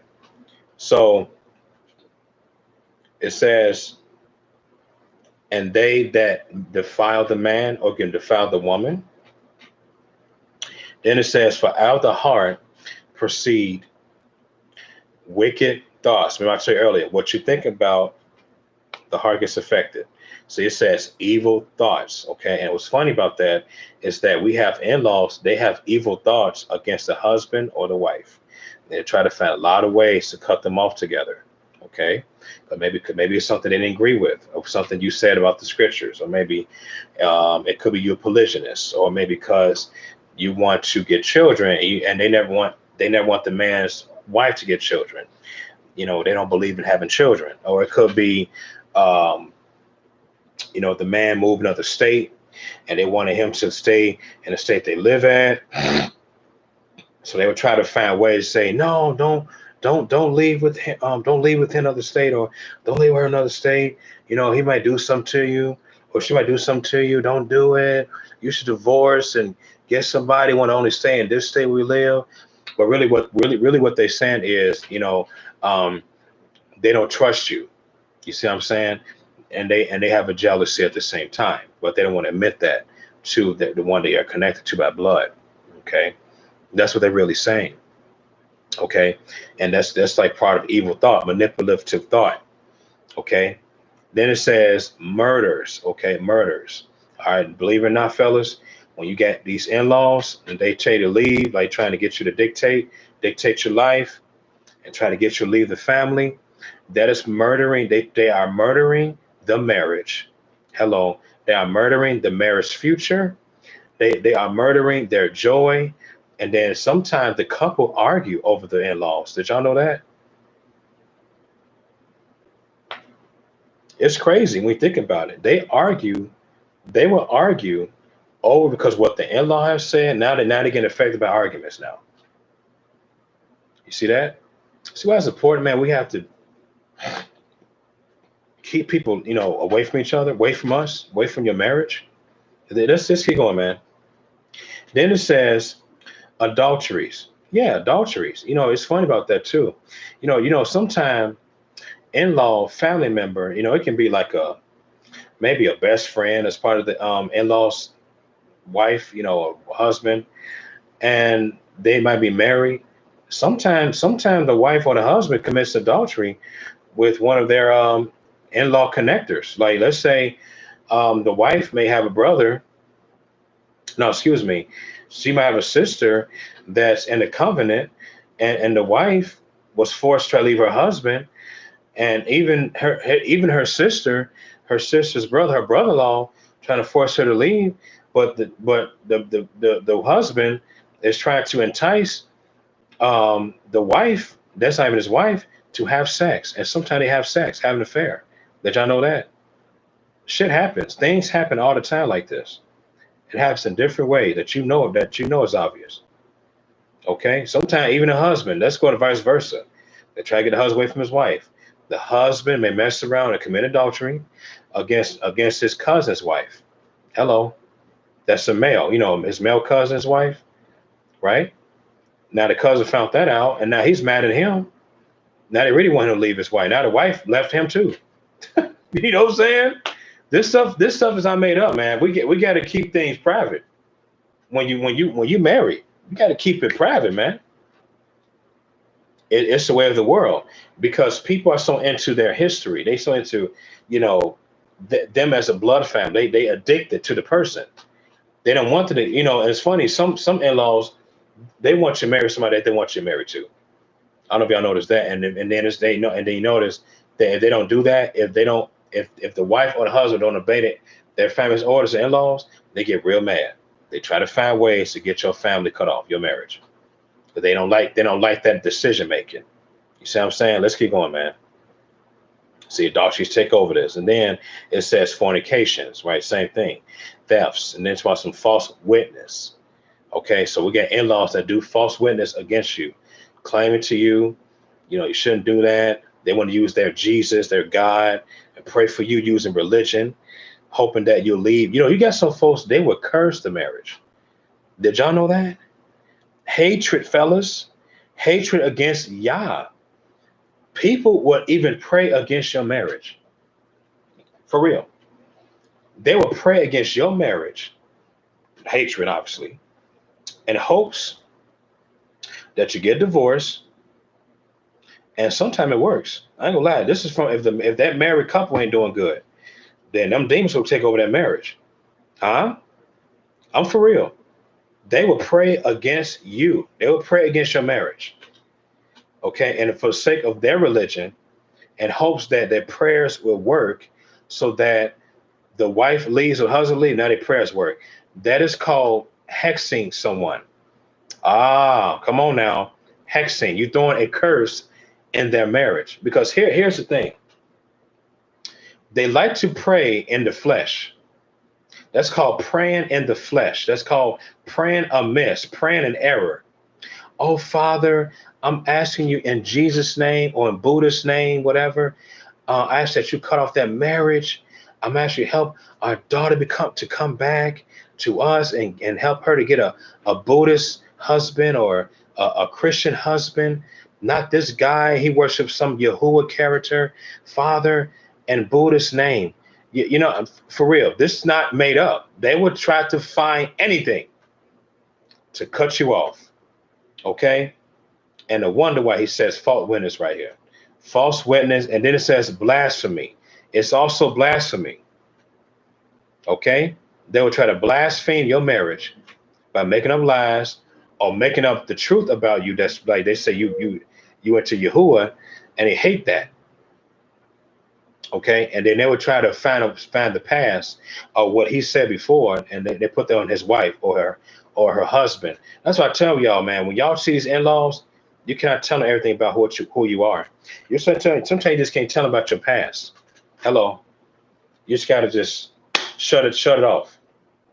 Okay? Keep it private. You see what I'm saying? Keep it private. Because they will use what you say, and they don't like it, they're gonna remember what you say, use it against you. That's called messing up your reputation, and that's called distractions. They try to distract you against your woman or against your husband. That either one leaves. Okay? Real stinking talk. Okay? Real talk. Let's keep going. In verse 20, it says, in the same chapter, it says, these are the things which defile the man or the woman. Okay? But to eat with unwashed hands defiles not a man. And fellas, these are demonic spirits we're talking about. These are spirits that these families operate on. Okay? Lies, hatred, discord, blasphemies, false witnesses, okay, and murdering you in the spirit. This is what they work on. They operate that. Okay? Now, I'm telling you, they will find way because they want themselves to feel empowered. Okay? By destroying marriages. And Satan uses them. And y'all may not know that. Satan used these in-laws to get you in a bad situation. Look at my testimony. And my lady knows this. I remember one day I was with a woman. I known her since high school. Okay, we was cool. We've been cool for a long time until 2015. Okay, no, I'm tripping. Since 2014. We got together in 2014. We had a good relationship, man. I taught her the word. She was agreeing on it. Okay, listen, right? And I can't blame myself because I'm on place. But despite that, there was some couple of problems that went on in their relationship. Number one, her brother didn't like me.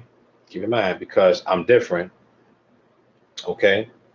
Or it could be somebody that told my brother somebody told her brother that I'm into Yahuwah and I'm into polygyny. I don't know. Maybe my ex-wife told her. I don't know. But anyway, the second thing is that her mom didn't like me either. Okay. And so, what caused the destruction of the marriage was I was told that I was lied to that I was a racist. Remember, I read earlier about this in the book of Mark or Matthew 15 about the word blasphemy. They made up this big ass lie claiming that I was a racist. The mother said that first. Okay, fellas? Y'all see the point? And guess what these people were? These were Mexicans. And here's my thing. I hate nobody with different cultures. No one. So why would I be a racist? I have love for any race of people. Okay? And it's interesting how they made that lie to a point where, like, I just had to leave. I'm like, y'all crazy. I almost got to a fight with my ex-wife brother. He can't close my face. Like, you want to fight? I'm like, brother, go ahead. Go ahead. You want to start a fight in his house? Go ahead, bro. Because it's gonna be a mess in his kitchen. You try that. I'm letting you know, because you know where I came from. Okay? And the mother came between me and him. Okay, he didn't come near me this time. I say, I'm get out of here because I don't sound no bullshit. Okay? This is personal, man. That's why I tell y'all, man, sometimes we just gotta keep it on the down low. We gotta keep things private because you cannot always trust in-law. Now I'm not saying I hate them, You can love the in-law. You can say, hi, how you doing? That's it. You can invite them to fellowship to teach them word of Yah. That's fine. But when it comes to marriage, man, it's not for them to know, because the devil is very slick. He's real slick. That's why he's called the accuser of the brethren. Okay. He's the accuser of the brethren. Okay. That's why he's called the serpent, because serpents, they slither a lot. They slick. They're real cunning. And in the book of Genesis, chapter 3, he was called the most subtle beast. Hello. In Genesis 3:1, he was real smart. But we got to learn how to outsmart him by trusting Yah through his word and obeying his word. Okay. All right. Let's keep going. Let's see.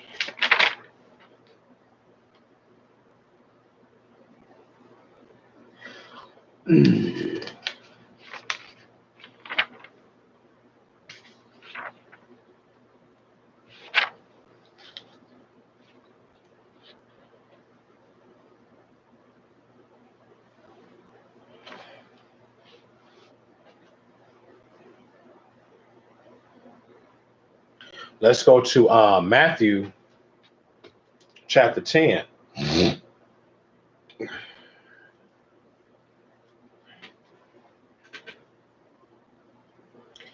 Let's go to Matthew 10:22. Yeah, I might not be able to do the other part about hatred. I figured that. Over 3 hours, man. It's over 3 hours. So, but I figure I might, make this a part 2. Next Shabbat, fellas. All right. But anyway, let's go to Matthew 10:22. This is what it says. And you shall be hated of all men for my name's sake. Okay? But he that doeth to the end shall be saved. This is another example when it comes to family, in-laws. So here's the thing. Now, this is kind of tricky, because you even have some in-laws, they would hate both parties in the marriage, or 3 parties in polygyny, or 4 parties in polygyny, because they all into Yahuwah so strongly. Now, they definitely hate it. You got some in-laws, they will even try to call the cops on the husband for something he didn't do. Did y'all know that? Take that to the bank. Or the wife. They would try to find, and they would even get the cops involved. They would even try to get the cops involved when they say, oh, I can't find my sister, or my cousin, as a wife, to cops to find them. And now the man is put to jail for kidnapping. This stuff ain't no joke, man. That's all from because they hate them. They make it like that they care for the wife or the husband, but they really don't. They don't want them to be successful, fellas. This is no joke. This is part of being hated for his namesake. You even have in-laws. They would try to watch your children. They know you're spiritual. They go try to teach how to keep Halloween and holidays. How could you not? That's why I tell y'all women, man, y'all should do a polygynous family. Okay. Why? Because it's beneficial to prevent that to happen. It's better to have a sister wife that knows Yahuwah and let her babysit your child when you go to work. Okay. Or if you have a little business to take care of. Okay. It's more safer to do that. Okay. Than trying to let your in-laws to watch your child, knowing that they're not to you, or they hate you. So why do that? Do the religious way. Okay. Now, another thing people do in this situation, get hate for your namesake, they will try to start a fight with you. They will try to fight you real quick, trying to find trying to find something to argue about. Okay, trying to find anything to argue about. You can try to invite some of your in-laws to your house, for a tea party, whatever, tea and cake, whatever, and they will find anything to argue about right there in a second. Because they know that they hate what you're doing. They hate the name. So they will try to find something to argue about. And then sometimes want to be a fist fight, like an argument, like a wrestling fight, a wrestling match. You be hated for my name's sake. No joke, man. No joke. We got family against family, family against marriages. All right. So we have to learn how to don't let people take over us like that. We got to learn how to just get over those people and focus on your marriage. Focus on your relationship, man. Okay, that's all you got. You got your primary family. Okay, you got that. They are important. Okay. Um, they are very important, man. Very important. Very important.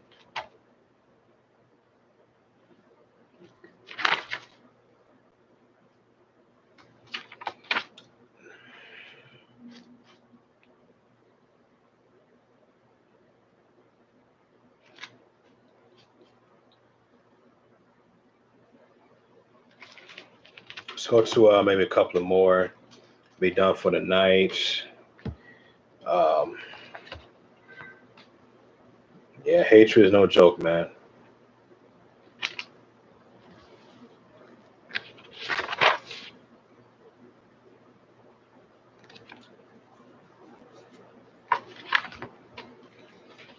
Let's go to Philippians 3:2.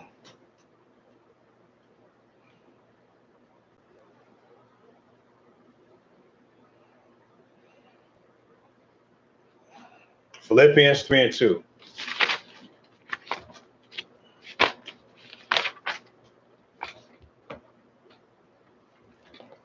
Okay. Um,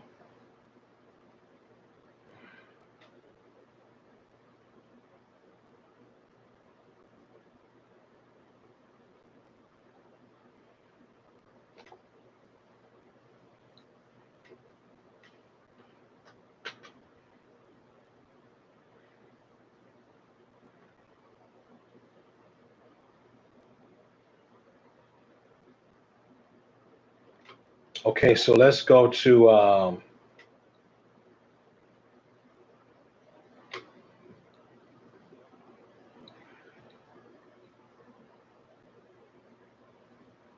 no, I'm gonna get you somewhere better. Let's go to Matthew chapter 7. Yeah, I'm gonna save that for next week, next Shabbat. My apologies on that. Just like I'm gonna save Galatians, because that's part of the second half of hatred regarding the physical aspect of hatred. Okay, so we're gonna deal with that next Shabbat. Okay. Um,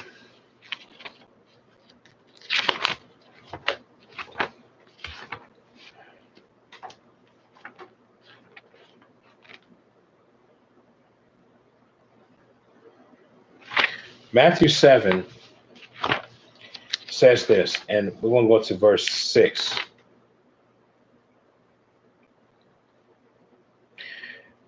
It says, give not which is set apart into the dogs. Dog mean very disrespectful, very inconsiderate person. Okay, very wicked dogs. Okay, and y'all notice dogs or mutts like to eat up almost anything they see, right? So compared it with in-laws, they would eat up anything that they see. They like to just eat, meaning they just destroy something they see that they don't like, and they enjoy it at the same time, but they know that it's wrong. Okay, they like to eat up your marriage, eat it up, don't care. They just eat up your marriage. They eat up your wife or your husband by telling them to leave, trying to force them to leave. Okay, they do anything they can. Okay, to eat up what's good, what eat up that they hate. Okay, but anyway, it says, "Give not which is set apart into the dogs." What does that mean? That just means that we sometimes we just cannot give them the word. We just can't give them the word. We just can't. We just have to. If they know we know they hate the word, just start giving it to them. Because it's going to be a big problem. We just got to just let them live sin. Let them live sin. Their mind's made up. Their minds is reprobated. Okay, their minds is made up. Okay, we gotta leave them alone. Let them be. Right, in order to keep your marriage protected. Okay, so and then it says, Neither cast your pearls before swine, lest they trample them under their feet and turn again and then come after you. See that? You see that? I was, I was told a long time ago that we cannot save people. Yeah, we cannot save. We cannot save anyone. We can save ourselves. That's it.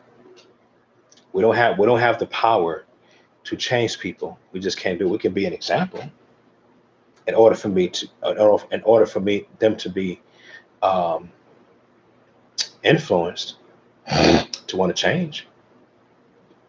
But we cannot change them. That's the thing. Just can't do it.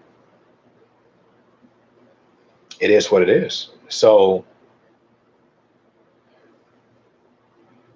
what can you do? Okay. So people like this, let's watch out, man. Let's not be unprivate. We gotta be private. Keep things. Now, don't get me wrong. If in-laws ask you a question, answer it. That's fine. You might help them to, give them an example of how to live right in Yahuwah. Some might change. Repent. It's what it is. They might change and get better. Um, yeah, I'll be done for tonight, but I want to do some expressions. I think it's a powerful word today. Like I said, next weekend, next Shabbat, starts this again. We continue with hatred. Part two, we're going to deal with the physical aspect of hatred. Um, Next Shabbat. For those who are married, please listen to this video carefully. Apply it if you want to save your marriage. I'm talking about for those definitely as well who's into the word of Yah, who love Yah. Please be careful with your in-laws. Okay? Remember, the devil used those who don't understand marriage to come after your marriage. Okay? In other words, don't allow darkness into your light of Yahuwah. Don't do it. Because your marriage become dark or become very dark. You don't want to go through that. That's why it's better to be private with your marriage, with your relationship, man. Especially when we have children involved. Real talk. And one thing that's so disturbing to me is that you even have married couple. They make all these plans of what they want to do in life. Now they stop doing it because they let their family take over. They let their family take over. They let them just take the wife away. I mean, the husband or the husband leaves because the husband agree with what his parents saying about his wife, and it's not really always true. Or it may be true, but don't we not supposed to work things out? You see my point? Hatred, fellas. This is still hatred. Okay, they hate counsel. They just want her to want to go ahead and leave, call it a day. It's okay. They don't care if the man is poor. Oh my goodness, they don't care if the wife is poor. They just want him to leave the wife or wife leave him, and they got to pay so many expenses, right? He got to work extra hard without a day off of work, especially when he got children involved, and now he got to take care of the children, or the children took it from him. All because of the in-laws, fellas. We got to learn to protect ourselves. We have to learn to protect our spirits and to stay in prayer and quit letting people talk things out of your marriage. We got to say no sometimes to our in-laws. Like, no, this is my man. I love him. No, this is my wives. I love them or I love her. It don't matter. Okay, oh mother or daddy or uncle or auntie or cousin or brother or blah, blah, blah. It don't matter. I love my family. And we just have to be bold about it. But the problem is someone's not being bold about it. We just let the spirit of hatred just take over. The spirit of error just take over. And that is a problem, man. That is a big problem. And that's why we have messed up relationships now. because we let so-called friends or in-laws to tell them what to do. Just like that movie, Daddy's Little Girl. I don't know if y'all saw that, but that gentleman loved that woman, that lawyer, but that lawyer woman got bamboozled, got deceived by her so-called dumb ass women, okay, about her leaving him. Don't want to keep being with him. But what's funny about the brother, that brother was provided. He got 3 daughters. He knew what the hell he was doing. And I give that brother respect what he was doing. The brother may have a lot of money, but that damn brother, he worked his ass off. He do have to do for his daughters, okay? We even got people like that. We got people that they don't care how hard you work. They don't care if you got a house. They still want their wife gone or the husband gone. They don't care about what money you got. They don't care if you work hard. Man, they just want you not have a marriage. That's all. They claim you don't deserve one because they make up something like they say, "Oh, it's because you're too old for our family member. Your wife." Huh? Damn, what? She's only like 5 years younger than me. We talking about? She's a grown ass woman, and but really, no, they don't really mean that. They just really trying to say is we don't like you, we hate you because we just hate you. You know what I'm saying? They try to make up some dumbass excuse. Y'all know what I'm talking about. Y'all know what I'm talking about. They make up any dumb excuse, okay, for reason why they interfere in your marriage. These people, people that hate your marriage, they like the sheriffs, like cops. They try to disturb shit. That's what they remind me of. They try to disturb anything. What would you do?